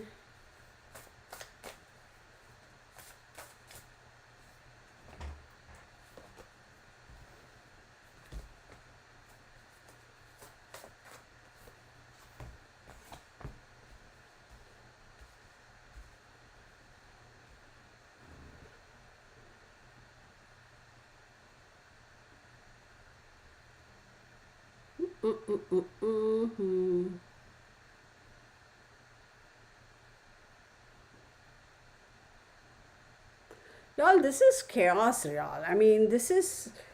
I don't have much hopes for the governance at this time, based on what my cards are showing. This is like literally chaos. Partnerships, okay, partnerships within the government. So be it within the top leadership or be it within the House or the Senate or whatever, partnerships are coming up as being kind of up for strife, like arguments, like it's ridiculous. It's literally ridiculous.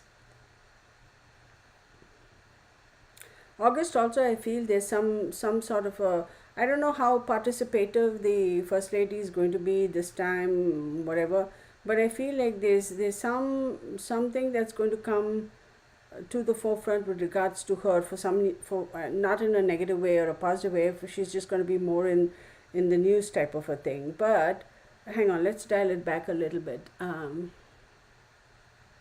So the support of a particular faction in government is going to be questioned. Okay, there's going to be some arguments over there. There's also going to be an element of feeling abandoned, like what happened to my support? Where is my support? What happened to people? I thought you people were always going to support me, but there's also a sense of security. This is totally contradictory. Sense of security and a sense of abundance, in the sense not abundance, abundance because whether you support me or not, I know I'm going to have the resources to move forward. That confidence, that false confidence, if you will. But then you end up having the Five of Swords energy again. There's a lot of infighting going on within the government. What the hell are these people doing over here? And then there you go, back again into the suspension tank, where everything is turned topsy turvy, and then comes to a grinding halt, because now it's like, oops, we can't do anything about it. We'll just have to wait and see. We'll just have to wait and see. I believe our stock market also will be affected one way or the other. I truly believe that. And then here we have a lot of the earth element, the finance element of it. We have the Seven of Cups again. We have the Four of Swords again. Then we have the earth element. Then the Ten of coins again. And then we have Neptune. I do believe this month it's going to affect our stocks. It's going to affect how we see our, we call it Bitcoin or whatever, alternative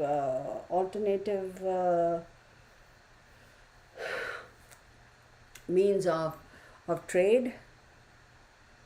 Seven of Cups. There are choices. Yeah, I do believe that would be a major situation here in this month. In the month of August, I wouldn't be surprised if that's what this drama is all about. Some people are saying that no, we are not going to support you, and then this certain faction is like, we don't need your support, whether you support me or not. I know you aren't. I'm still going to go forward and try to push through and make a go at it. But then there's all this other drama going on. Y'all, I'll tell you though, this year there's going to be a lot of emphasis put also on our Air Force, like funding.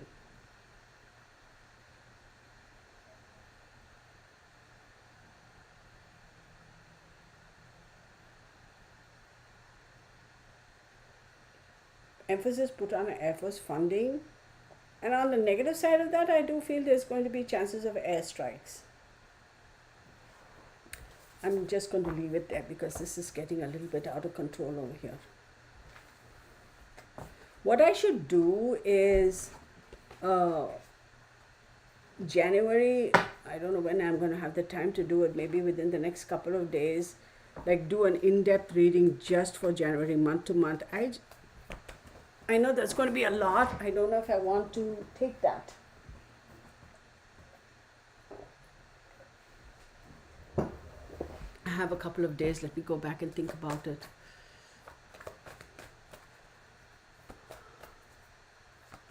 Ipsy Dixit Sharon. Oh, there she goes.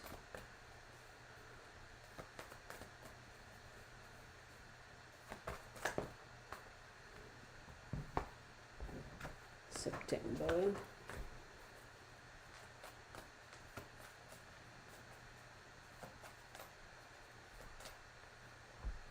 Venus, that's nice. A little bit of a softer energy for September.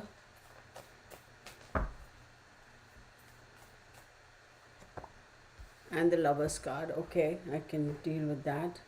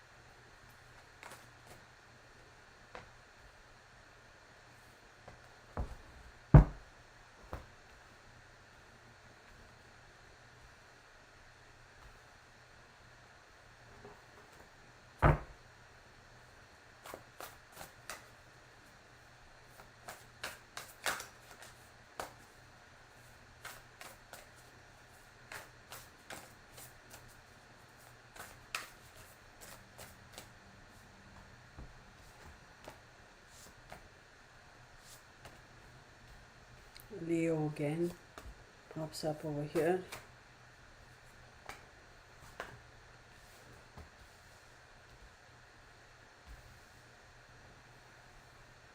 These cards don't have any scent in them, do they?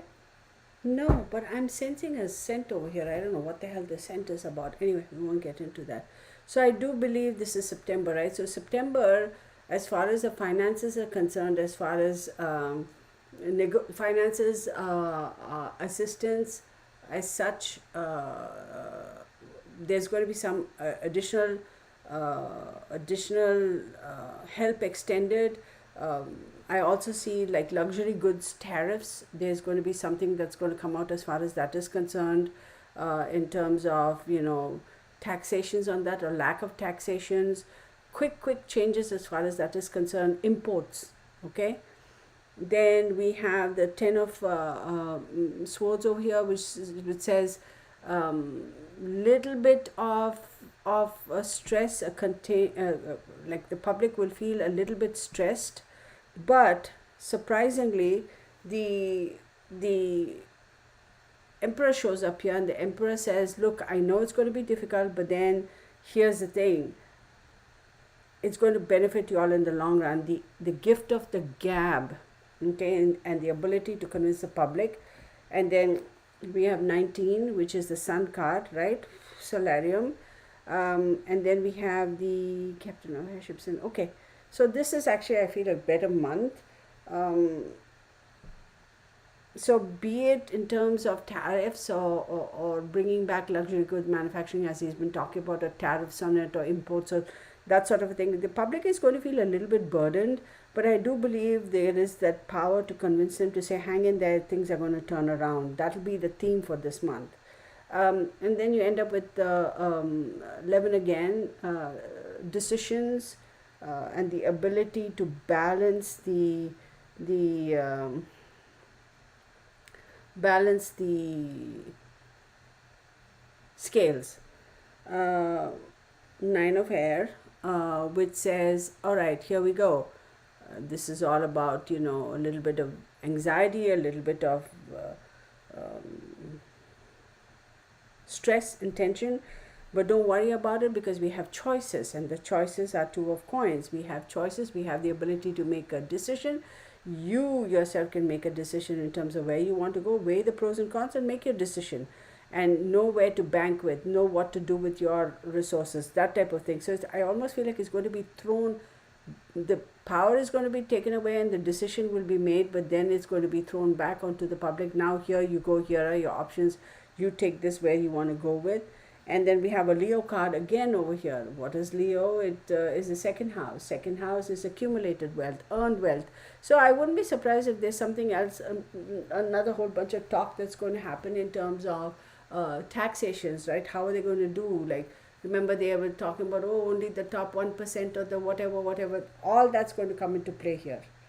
Lot of talk about it. And then you have the 5 of cups. There is definitely a certain faction of people who are not going to be happy with that, but suck it up, buttercup. That's this final card, suck it up, buttercup. So considering this and seeing in reality what he's talking about, Bitcoin wanting to bring it back, and this, that, and the other, I do believe that might come to be. And he's been talking about bringing back manufacturing, or increasing taxations, or on imports, or whatever. I feel all that's going to pop up around September. As much as certain faction public may not necessarily like the fact that we are moving away from traditional forms of currency, I think ultimately people will fall into that group, because he's going to implement some benefit to it, to make it lucrative for people to transition. Does that make sense? Okay. October. I did September, right? Did I do September? What did I do, y'all? Oh my goodness. Somebody let me know, did I just finish September? Because I'm losing track, y'all, seriously. No, I thought I finished August. Somebody please let me know, did I just do August or September, y'all? I think I did September. Oh my goodness, I'm losing track. Why the heck would I write it down? Nobody's talking to me. Okay, that's fine. I think I did September.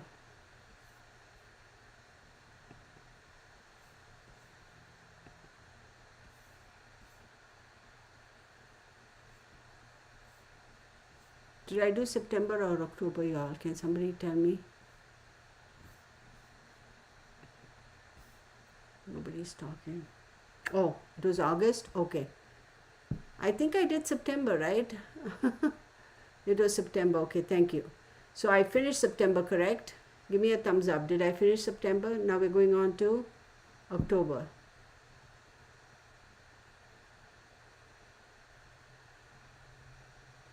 I think I'm doing October. If I missed it, let me know in the comments.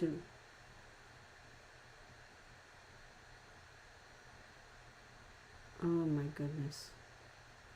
Just it's September. Thank you. That's what I thought. Why won't I write it down? Because I'm crazy.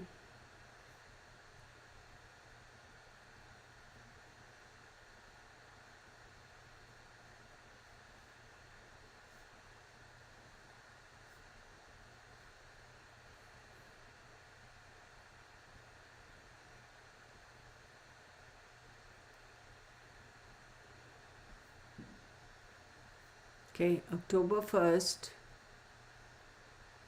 Juno enters Sagittarius. October 4th, Palace direct. October 6th, Mercury enters Scorpio. October 6th, full moon in Aries. October 13th, last quarter moon, Cancer, in Cancer.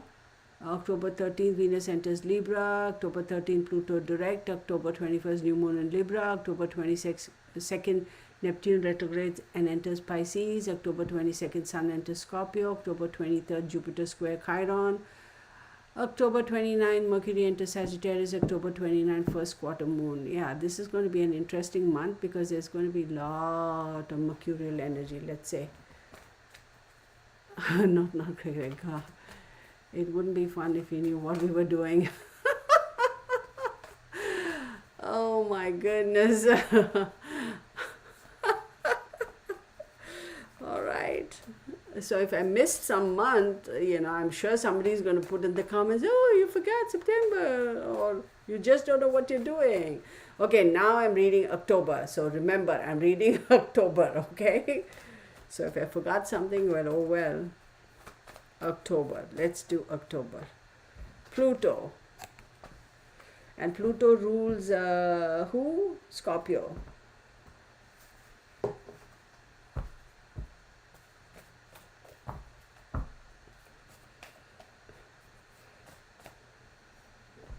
And then we have 15, which is the Devil card, which is Capricorn, which I have no problems with. People freak out when they see the Devil card and the Tower card and the Death card and all. I'm like, no, don't freak out. 2, 3, 4, 5. Okay, 6 of them popped up. We'll keep them. We shall keep them.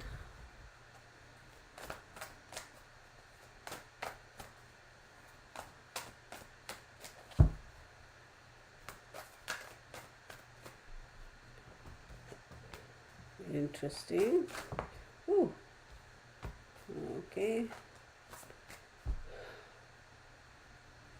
Every time there's something going on over here around me at the moment because I'm getting these whiffs of the scent over here. 1, 2, 3, 4, 5. One more. I'll just take one more because it's hanging on.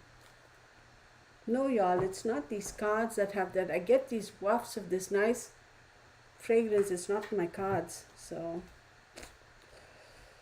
whoever's here better speak up or hush up. Okay, we have Pluto. Changes. Very, very Plutonic energy. Okay, regeneration. But here's the thing. Regeneration, finally letting go of things that don't work for us and gaining back control. So I feel that maybe for the first few months, the new government is really going to struggle with, it's not just a question of winning the elections, right? It's like settling into that power and really having that control, right? So settling in, I believe, could be considered to be one of the main themes for these first few months. We have the Five of Cups, some disappointments, okay? Some compromises that needs to be made, okay? In terms of, this is what I said, but I'm unable to deliver on that, so therefore we are going to completely remove that offer from the table. Ace of Wands, but we are going to keep in control and we're going to move forward. So if there is any question of the power and the authority questioned, it will be settled here. Okay. So, and then 1, 2, 3, 4, 5, 6, 7, 7 of Cups. There are a lot of choice. See, there's a sense of arrogance that sets in here in the month of October, I will tell you. Okay. Sense and arrogance, sense of confidence. Is that confidence and arrogance justified? That's a whole nother question. And then we have 5, the Hierophant, which is Taurus, and Taurus is the 11th house for Cancer. Okay, it talks about acquisition of monies or whatever would translate directly to money. Okay, it also talks about profit from trade, um, the associations that one would make in terms of with other governments and other agencies. So all those are going to come into play here. Okay, all right. Institutions, religion, the conform to the powers, conform to rules. This almost like a military element that's going to be brought in, where maybe there are going to be some harsher laws put in place for certain things. And then you have the Page of Wands. So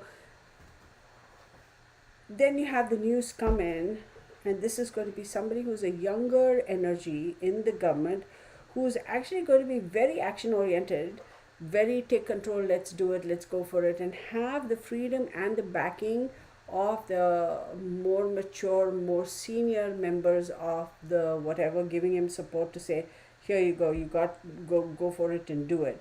Now this particular individual, the position this individual has is very, very, very, very crucial to the country as a whole, and also as far as international relations with the particular entity is concerned. So be it the United Nations, if you will. Then we have 18, which is a moon card. That's Pisces, and Pisces is 1, 2, 3, 4, 5, 6, 7, 8, 9th house.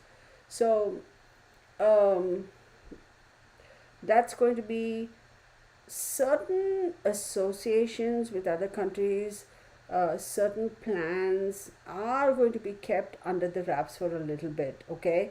Now I will tell you also over here, in terms of funding, in terms of the explosion of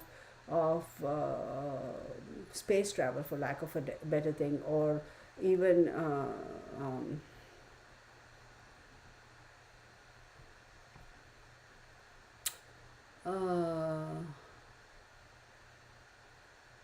cell technology, I want to say. Uh, that's going to come around full circle, in terms of you will really see it coming to maturity. So whatever was in the plans on the drawing board is going to come to be. You finally will have the cosmic blueprint to move forward in terms of okay, here it is, we acknowledge it, we got it, we're good to go. This could also mean acknowledging certain things, like, I don't know, they talk about Area 51, they talk about this, they talk about that. Maybe finally the government is going to say, yeah, all that's true. I don't know. Then we have the Captain of Wands. So this, I feel, is actually good.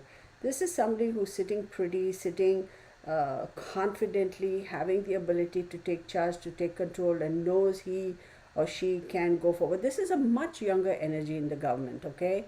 And no, it is not the vice president elect. It's not him.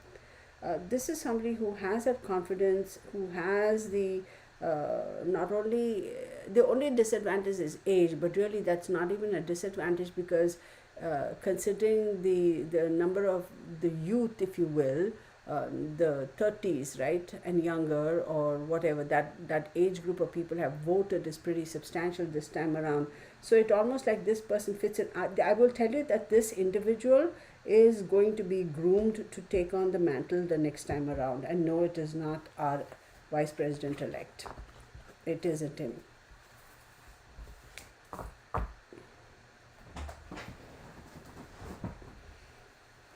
It's not that guy.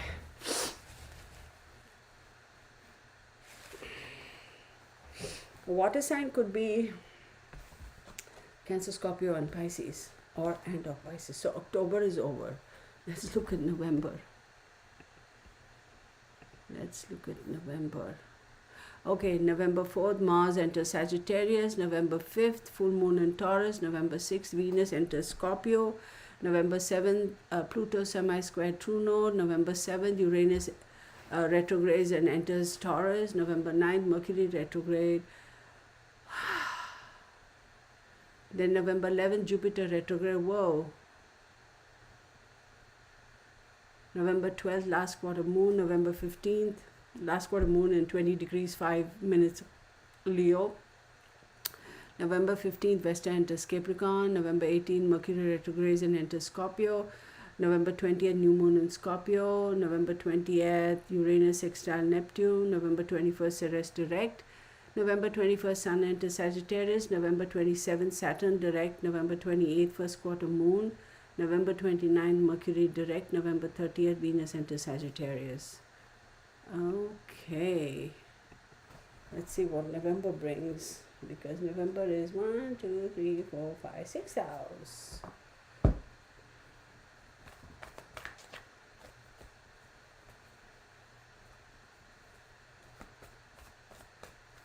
Banners.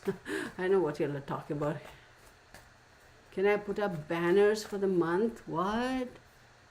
Becky, you know what? Y'all, I'm so not into this technology. Y'all have to banners. I don't know what that is, honey. So let me just quickly look at this and say this thing is stuck right here. It's not doing anything. Oh my God. Let me just show you what I see here, okay? Let me just show you. This is where my freaking YouTube screen is. Let me just take a... This is where I'll show it to you on my camera.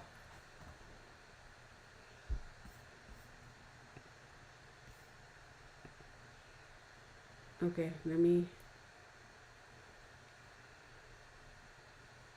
This is where my YouTube screen is at the moment. That's it. That's it. So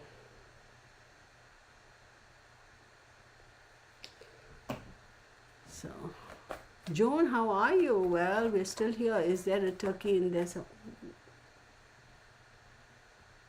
No, you did not. Okay. Y'all, here we go. People are going to seriously think I'm crazy, and you know what? So be it. Y'all remember this? Right? It's heavy. It's a big chunk. It's heavy. This thing literally slipped and turned on a flat surface. How does that happen?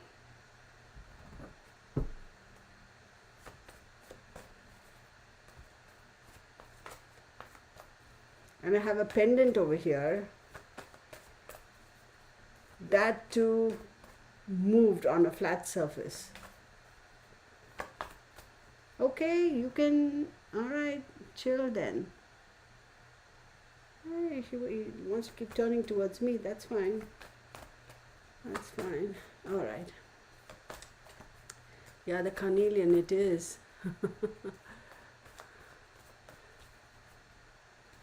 I don't know, Delvin. I wish I did, but I have and I'll show you this.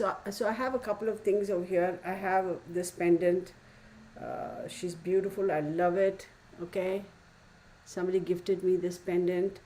And I have this beautiful ring which I bought. It's garnet. It's garnet set in gold. No, ruby? Ruby set in gold, cut ruby. No, is it garnet or ruby? I don't know, one of those two. So I have it over here. When I cleansed it, meaning to want to wear it, I never got a chance to. That didn't move. The heart and that pendant slid. Oh, a banner is a moving sign that some tarot readers use with the month they are reading. Oh, thank you, Becky, Rutna. But seeing as how much I lack in terms of that. My brain is not working on all. I shouldn't say that. I feel like I'm losing my temper on the fact that technology seems to be really messing with my head, that I'm like, my patience is kind of just thinning out. I used to be fairly okay with it. But anyhow, a garnet is not a ruby. That's a different stone. So, ruby, if it is cut, it can look different. Rubies are not always the round Cobocan rubies. It's not always. If it is cut, it can look different. I have it right here. What the hell am I doing? I have the little box here. I can tell you what it is. It's a garnet. There you go. It's a garnet. The box is right here. So that's a garnet, not a ruby. School banners will be easier than tech for the school. Okay. Somebody's got to help me with all of that because I can't do it. Okay, we are doing November. Pisces.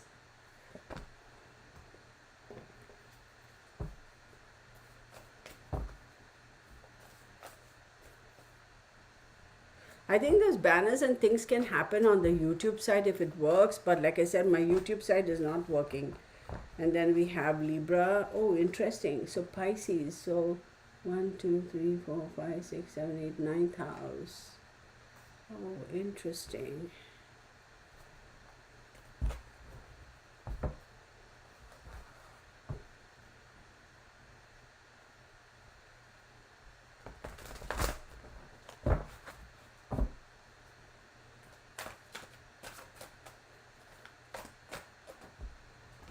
November. Wow.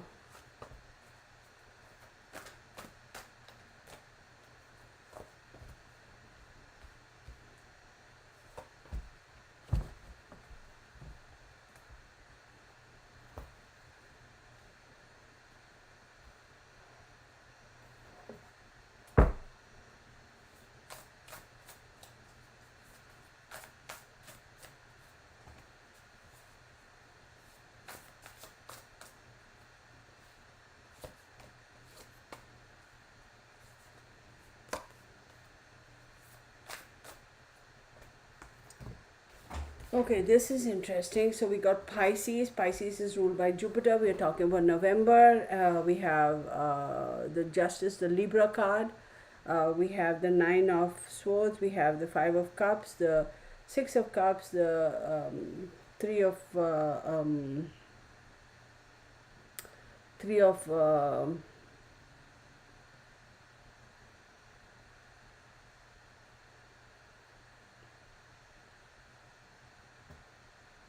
Three of Wands, and the wow.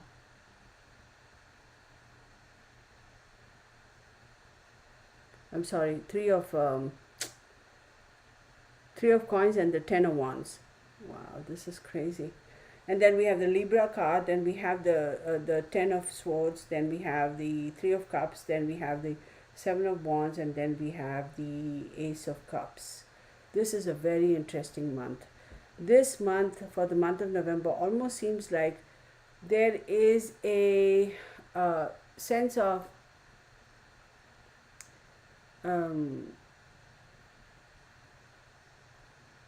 tiredness.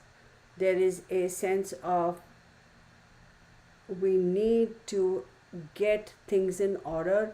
We need to be, because there's turmoil. People are like, okay, every day it's wishy-washy. Today we are doing good, tomorrow we are not doing good. Like, what the hell's going on? We need to find the balance. We really need to. And there is a little bit of anxiety over here, because I do believe, for whatever odd, bizarre reason, there is that underlying threat of being attacked. And here we go again. It's like, why are we feeling that way? Like, why? Is it fear mongering? No, it isn't. This is genuinely that feeling of a threat. And keep in mind that the number of little wars that are popping up everywhere right now, Russia and Ukraine and all the drama that happened in Syria and all that, what's not to say it's not popping up somewhere else, right? So keep that in mind. And remember, we just saw the Russians, they shot down the aircraft from Azerbaijan, and then there was a South Korean aircraft also that crashed. And so there's a lot of that drama happening, and it's almost like people are beginning to point fingers at each other. Governments are beginning to point fingers at each other and say, oh, so and so is responsible, so and so is not. So that creates a certain element of certain amount of stress. But our immediate neighbors such as Canada, for example, and Mexico, I do believe there is South America. There is there is some political turmoil there too, which is going to affect us directly or indirectly, whether we want it or not. And as much as our government, our the powers that be mess it there and say, I'm going to build a wall, I'm going to do this, I'm not going to, that in and unto itself is going to create some sort of a backlash. So it's like a mess. It's like, okay, we need to figure this out, we need to figure this out. But here's the thing, the cleaning up, streamlining everything is coming for sure.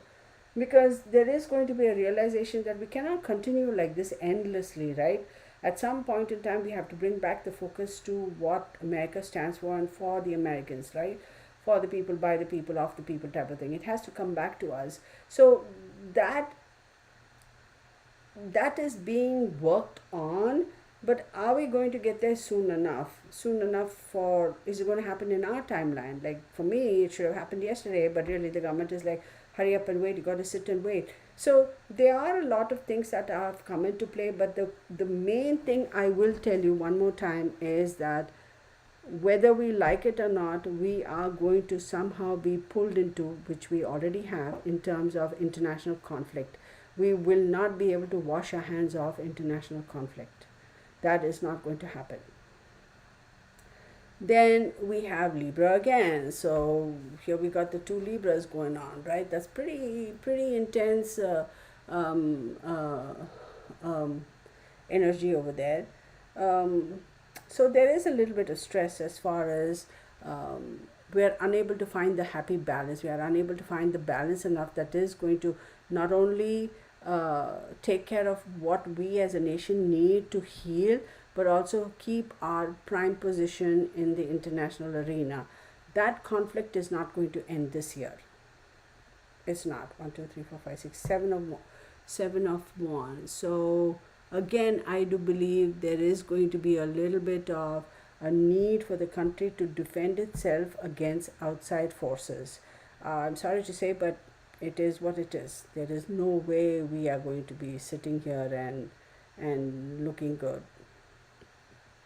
This false sense of security is not going to work for us as a nation. So, but this card, the Six of Cups, that's popped up in the middle over here, this is telling me that going back and looking at and seeing and wishing we could turn back the clock and go back to X number of years, that sense of regret is there, but it's too far gone. There's nothing you can do about it. Hang on one second.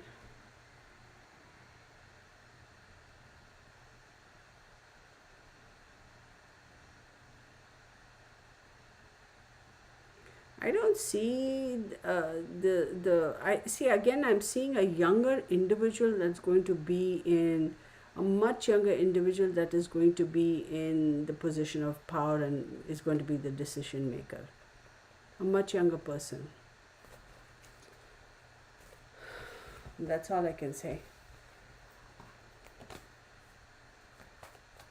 All this drama about them saying social security is going to die, we're running out of money. All that's true, y'all. It is true. We are not in any better a position financially than we were, way back when. We went through a brief period of time, I want to say in the 90s, where we were looking fairly okay as far as finances were concerned, and it's never been gone back to that.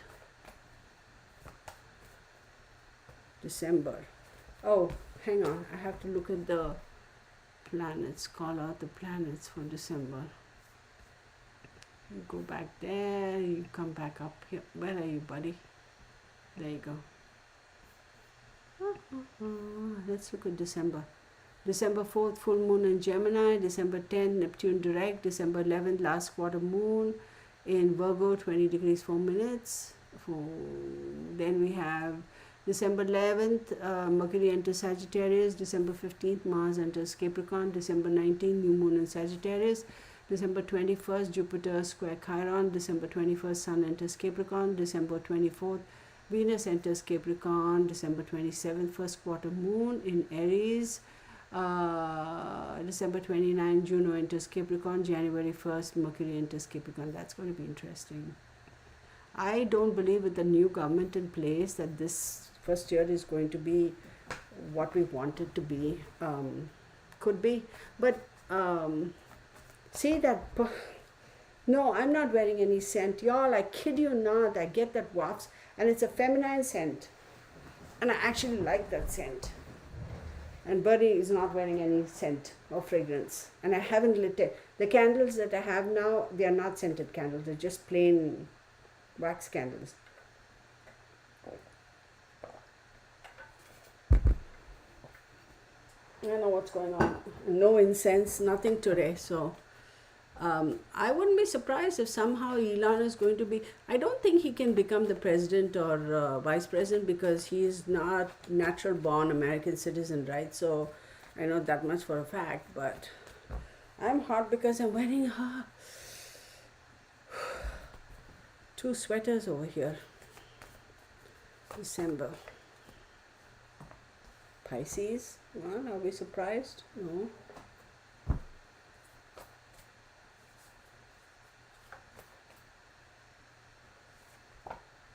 Judgment.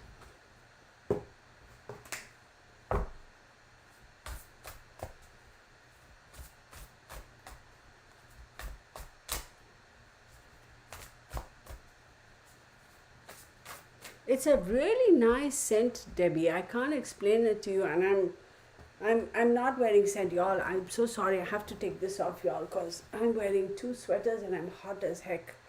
I mean, I'm wearing a sweater dress. Woo! It's like a knit dress, and then oh my word. But it's a really nice scent. It is a really, really nice scent. I like that scent, surprisingly. So I don't know what the hey is going on. Ooh, fire, fire. Burn, baby, burn. All right.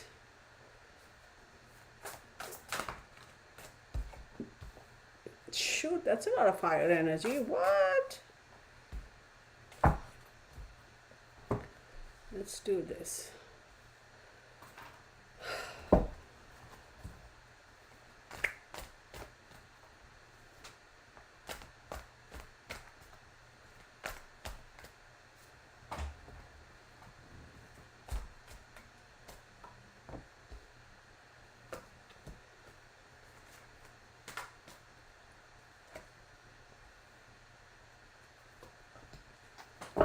Ooh, interesting.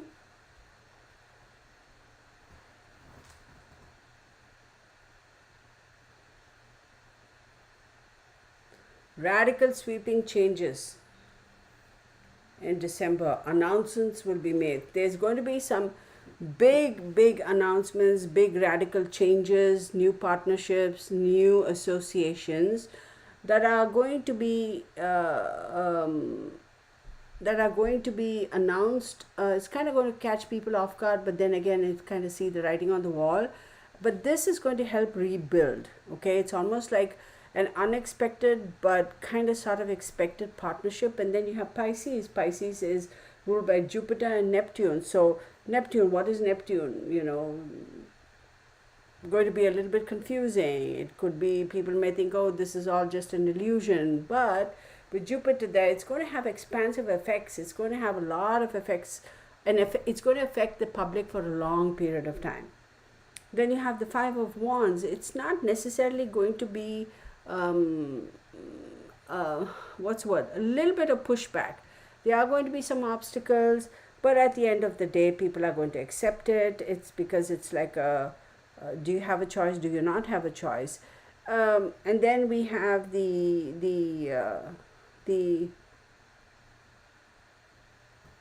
gathering of building a momentum of almost trying to convince people this is good for you, you have to accept. There is going to be a little bit of pushback as far as this is concerned. So people are talking about, is he going to become like a dictator or whatever? To some people it's going to seem like he is going to be a dictator, because there are certain, it's not going to be negotiable for certain things, and that could be one of the downfalls for Trump, where people are going to be like, dude, you can't be a dictator, this is like a democracy, right? You can't do that. Then we have Neptune pop up again, which is again, there's going to be some confusion and illusions. This I do believe is going to be regarding the leadership of the nation. So I don't know what's going on as far as Trump is concerned, but it almost seems like, who's really driving the ship here, buddy? So is he just sitting at the back and kind of just letting somebody else do all the doing? And people are going to wonder whether he is really being controlled, or is he being supremely, is he being controlled, like is he a puppet, or is he controlling the nation to micromanaging to such an extent? And then you have the magician, which is Mercury, communication. It's the what's the word, trying to sell a idea to the people to convince them, but that's not going to go down very well, because people are going to be able to see with clarity through all this. And there is a female leadership who is somehow going to be instrumental in all of this, either a very prominent, I don't know, senator, a prominent somebody. For some reason it's almost like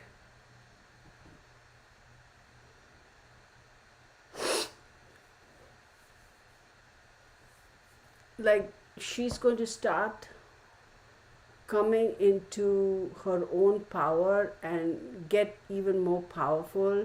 Like for some reason there's a momentum that's going to push her to the front, push her front and center. I will say though,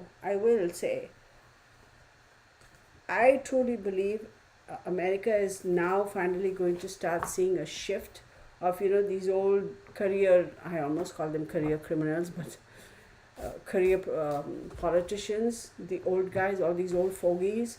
I think this is the time where the newer, younger generation are going to start stepping forward. I truly believe within the next 3-4 years, we're going to see a radical change in terms of the age of our politicians in power. So I don't know if you all enjoyed it or not, but this place is a mess. I have so many books and cards and whatever. So, so that's no, not his daughter. Absolutely not. Republic. I'm sorry. Yes, yes, yes, yes. So, yeah. So Rachel has got two things. It's me and it's me. Oh no, she doesn't. All right. So I do believe Elon is going to be in for the. He's going to be quite. It's not just he's going to be there for the whole whatever, but he's there for his own agenda also. Is he so magnanimous that he's like, oh, I'm going to give up everything for my country? No. By that, there's some selfish reasons. Any questions? What does it smell like, Debbie? I keep going to. It smells pleasant, Debbie. I can't tell you exactly what the fragrance is because I don't know what the heck is going on. So let me see if I can get back to this dang screen and see if I can type something over there.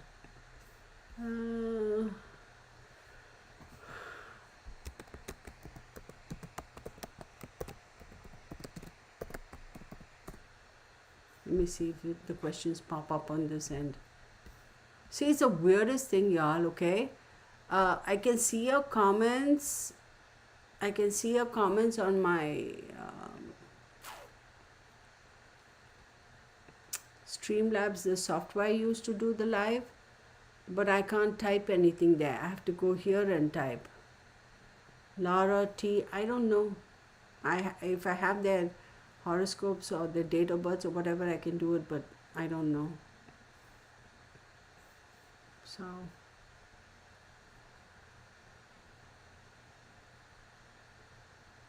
oh, that's Tulsi Gabbard. Yeah, somebody is.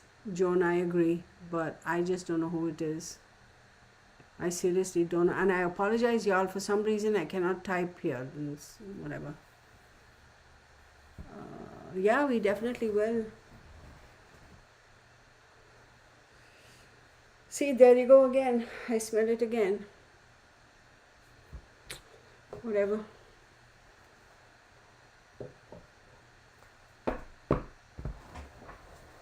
I don't know what else to say, but Tulsi Gabbard, yeah. I don't know if she's qualified to be in the position that they've given her, but we've had worse in positions of power, so why not her? At least she has served the nation in some capacity, right? As a military person or whatever. I don't know whether she was in the military or navy or whatever. So why not her, right? So if you look at it from that perspective, why not? But good Lord. Okay. No other questions? Candace Owen? What about Candace Owen? Nah.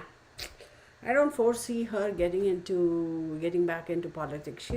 She's quite settled into her groove. She's got a jam on. She's doing what she loves. She has a flexibility of being her own boss, doing her own thing, and don't giving a flying fiddlestick for anybody else. And she's happy with that.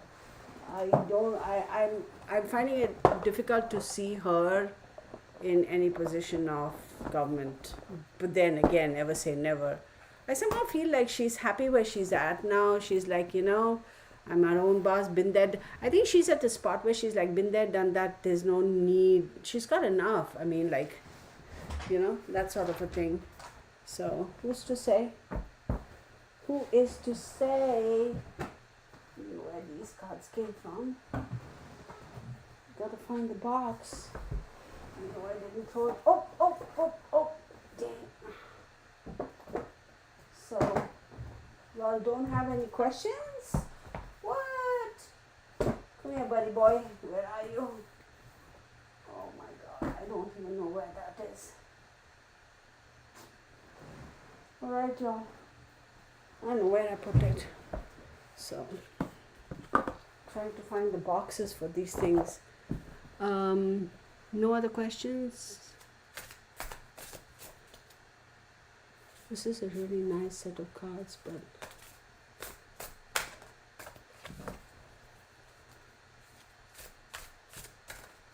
can I pull a card for the visitor? I can certainly do that because I am curious. I want to know what the heck is going on over here. Except that I don't know where the box. Hang on, everybody. Give me 1 second. There we go, bud. That's not you. That's not you. Give me 1 second, okay? Where is it? There. No?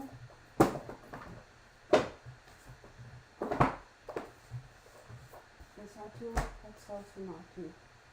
Alright. I don't know what I did with it. I did something with it.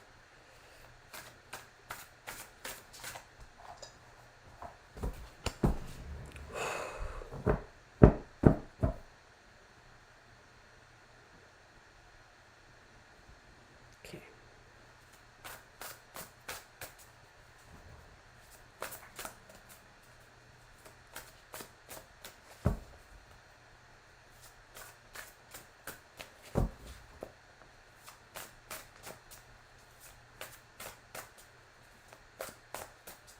Hang on, Becky.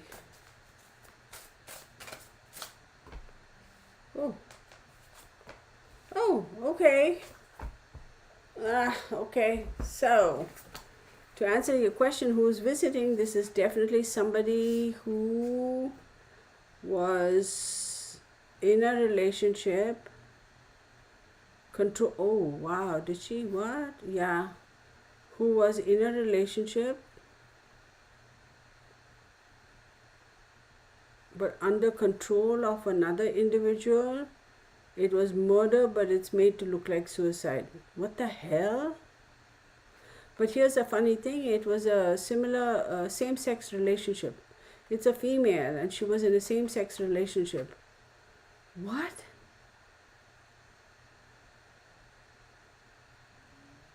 Wait, what?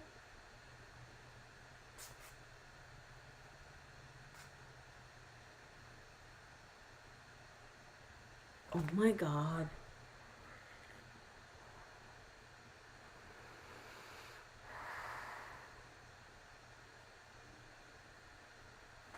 I think I know who this is. I think I know who this is. What do you want? I think I know who this is.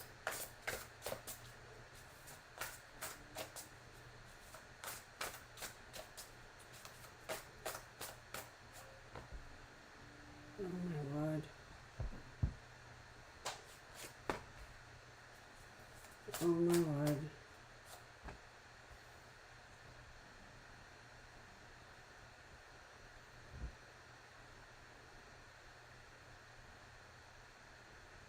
Oh my god, this is something else, y'all. Okay, I think I know who it is, but um, I don't know if Micah Miller was in a same sex relationship. I don't think so. I think I know who this person is.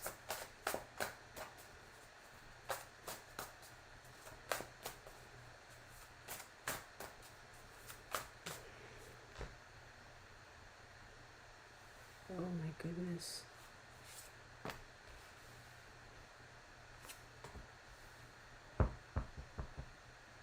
Okay, so let's just leave that.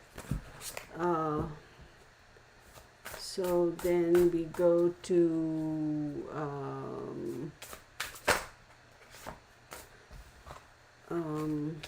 somebody said, when is the war going to end?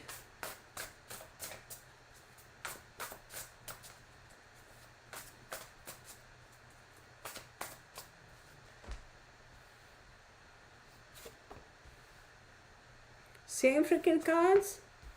No way. No, it can't be. I'm going to shuffle again. I'm not taking that. It's the same cards. That can be. I'm asking a different question. So, I'm asking a different question.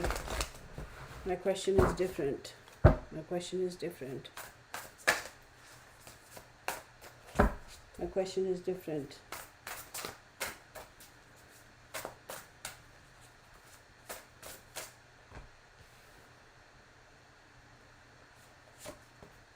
Just as I thought. Just as I thought.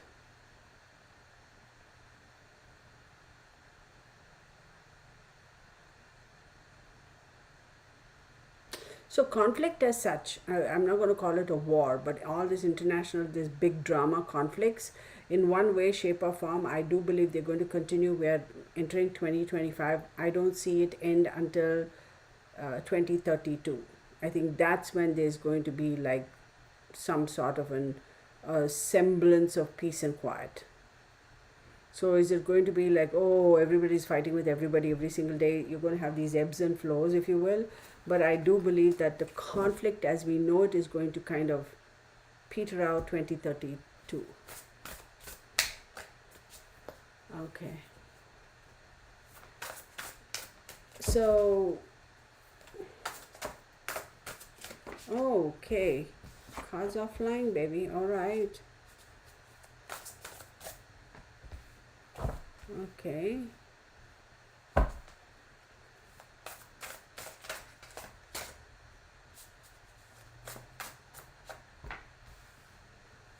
Okay, 1, 2, 3, 4, 5.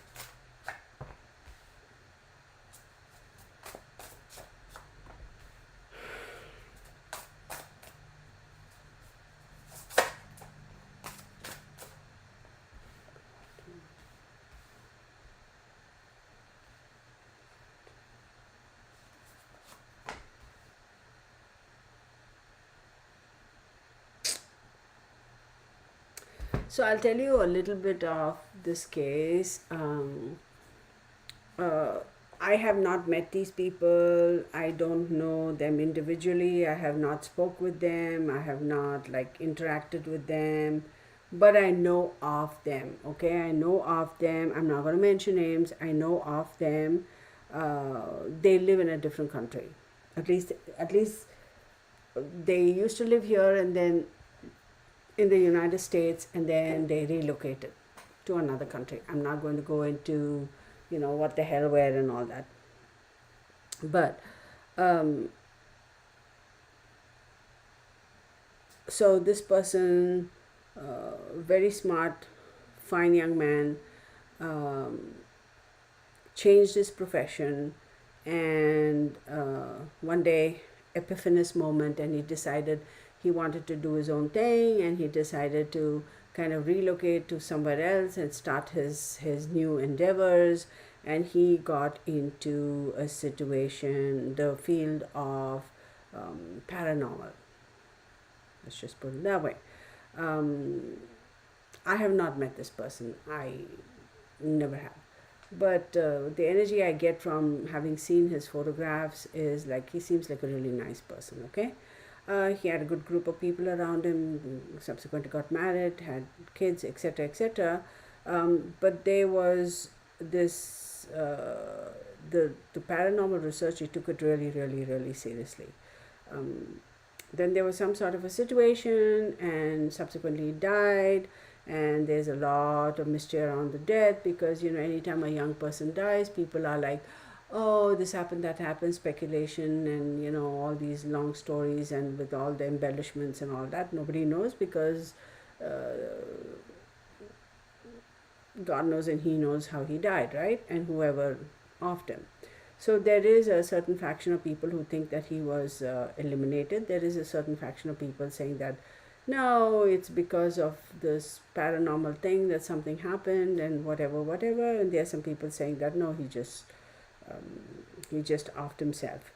But there are people saying that there was another individual who stepped into his marriage, and that is what caused some sort of a dissent between him and his spouse, and yada yada yada. And subsequently come to find out that that other woman, she also offed herself. She offed herself after this guy died. And I remember when I heard all of this, I was thinking, I wonder, because they didn't tell me anything about who that other lady was having an affair with, whether it was with this guy or his spouse. And I remember thinking in my head, oh no, he didn't step out of the relationship. His spouse stepped out of the relationship, and that other lady who offed herself was with the spouse. And I remember asking this individual, is that how it happened? And he goes, oh shit, yeah. So, and I was like, oh, okay, whatever. And um, I was like, that is really odd, because her energy is like, the lady who offed herself, her energy is like, it's sad, right? Um, but then again, what are you going to do? Like, you end up falling in love with a you're a female, you fall in love with a female who's married to a guy. It's like, how does all that play out? I mean, honestly, for me, it's like, dude, whoever, or dudette, whoever you're with, you be happy. I mean, it doesn't matter to me. So I remember thinking about her, and I couldn't get her out of my mind for a while. I was like, what the hell, why? Like, I'm trying. There's something there that was hanging on the periphery of my mind, and I couldn't get it. I was like, I want to know what that is. I want to know. Not, it's like that curiosity. I couldn't get it. And I remember having a conversation saying that, in my head, saying that I probably should do a reading, or invite her over or whatever to do tell me her story. And here we go.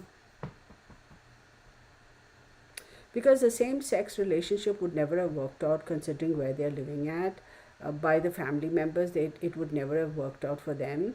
even though he might have said, you know what, that's okay, I'll divorce you, go your happy way and be with her or whatever, society would not have, and forget society, their family would not have accepted that those two women as being in a relationship, because they're whatever, their religion doesn't permit or whatever the heck. So I think that's what it is. But then here I feel like the writing was on the wall. I really believe the writing was on the wall. So very sad. Man, what are you going to do? Sometimes well, 7 years of trials, I mean, sure, keep in mind, y'all, war is not just guns going off and airplanes flying and all that. It could be economic wars, civil wars, wars as we know it in the traditional sense. But for everything to kind of peter out and settle down, it takes time, right? The after effects of it as such. So okay, nobody has any questions, that's fine. So I don't know, y'all have to put it in the comments, y'all. How many of you in the comments have feel that JD Vance is capable of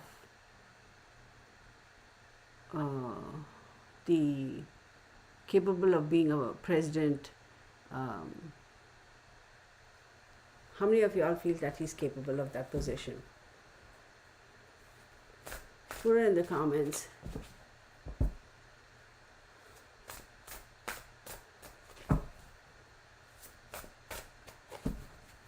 How many of y'all think JD Vance is capable of being a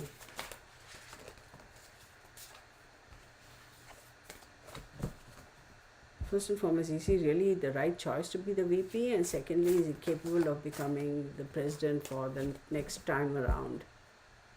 Nobody wants to answer? All right.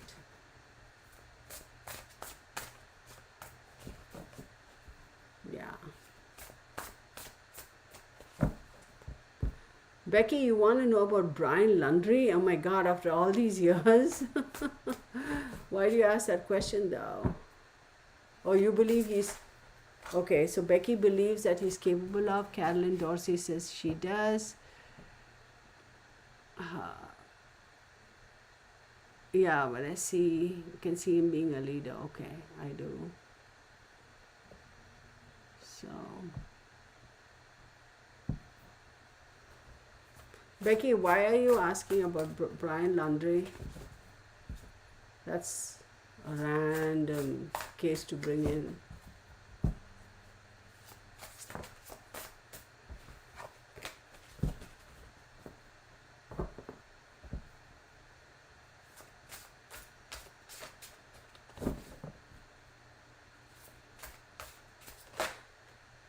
Oh my God, as I say it.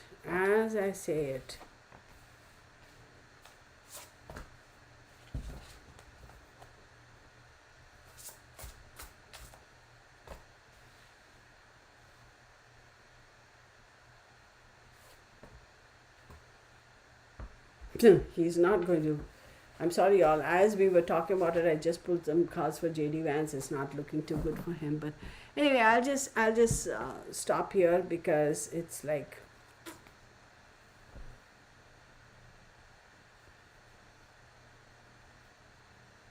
I think I answered that question in the last live. You should go back and watch that live. Somebody who says it's me. So anyway, y'all, so I'm going to stop this reading. So just to recap, this is for entertainment purposes only. These are my observations and my opinions, and allegedly do your own research, do your own due diligence, and form your own conclusions. I'm going to see if I can make videos every month for the next 12 months. So maybe in the next couple of days I want to put out a video before the 1st of January, which is basically 2 days away. I can't promise, but I'm going to try, like do an in-depth reading for each month. I'm going to try, okay?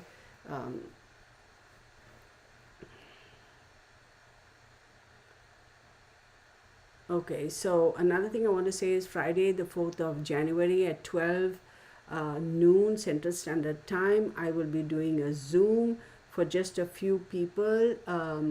This is going to be, introduction to, my plans for what I want to do in the near future, what I have in the cards, and also like a more personalized, in-depth reading of whatever questions you'll have.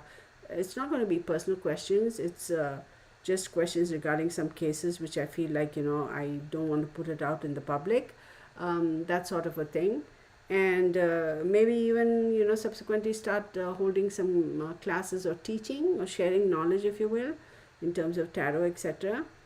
So that's that. And then on the 4th of January at 6:30, I'm going to have a live. This is for subscribers only. For even the 12 noon subscribers, you should have been a subscriber for at least, I want to say, 3 months to get an invitation for that Zoom link. And if you want to be there, then just send me an email saying that you would like an invitation for that Zoom. Then on the 6:30 live, I'll be doing like a giveaway type of a thing just for my subscribers only, and you should have been a subscriber for at least 6 months for that. I'm going to set that parameter when I set up the live. And also, what was I going to say? I have another question. I was thinking about starting a subscription on YouTube, where I can say twice a month, maybe the first and the third Saturday, or the second and the fourth Saturday, I will have a live for maybe 2 hours or 3 hours. Just, yes, the Zoom will be on camera. 2 hours or 3 hours just for my subscribers. It'll be a paid subscription. It's not going to be like a gazillion amount of dollars. And the only reason I'm saying paid is because I feel like the moment you start doing free, people don't appreciate it. And, they just don't. So I also want to encourage those who are serious about tarot and who really feel like, okay, Kirtana is, your belief or trust in, or you like the way I present things or such, to be that I just don't want all the crazies. So, um, so let me know what y'all think about the subscription type of thing. I think it'll be a good thing to start. I've been thinking about it, so we'll see how it goes. Eventually, I want to get it to a point where I can start inviting guests over to talk and that sort of a thing. So again, it's not going to be for the general public. It will not. Once the live is over, I'm not going to convert it into the video and have everybody see it. Only those subscribers will be able to see it. That sort of stuff. Yeah, it's going to be on Saturday. So let me know, everybody. I hope this didn't confuse y'all.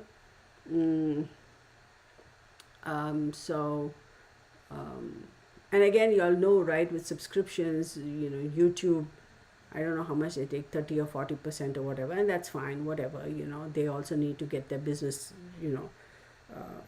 that's fine. So it's not really like, I'm making a lot of money. It's just because I want people who are really serious and interested to be there, not, the crazy people. So that sort of stuff. And basically the lives will be like the first and third Saturday, or the second and fourth Saturday.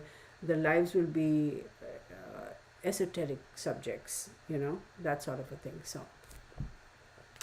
So thank you, everybody. I apologize, I cannot type anything because for some reason it's not allowing me to sign into chat where I can type messages. So I do appreciate every one of y'all. I hope y'all enjoyed this. If it was a little confusing to y'all, just know that I didn't get into like super duper depth. I will be here all day long. So when we do the Saturdays, maybe if any of y'all have questions there, then I can get into it. So thank you. Have a good night. Be safe, be happy, be healthy. Have a good New Year's Eve, and wishing all of you a fantastic year ahead. And take care. Blessed be, and see you in the next video. Bye for now.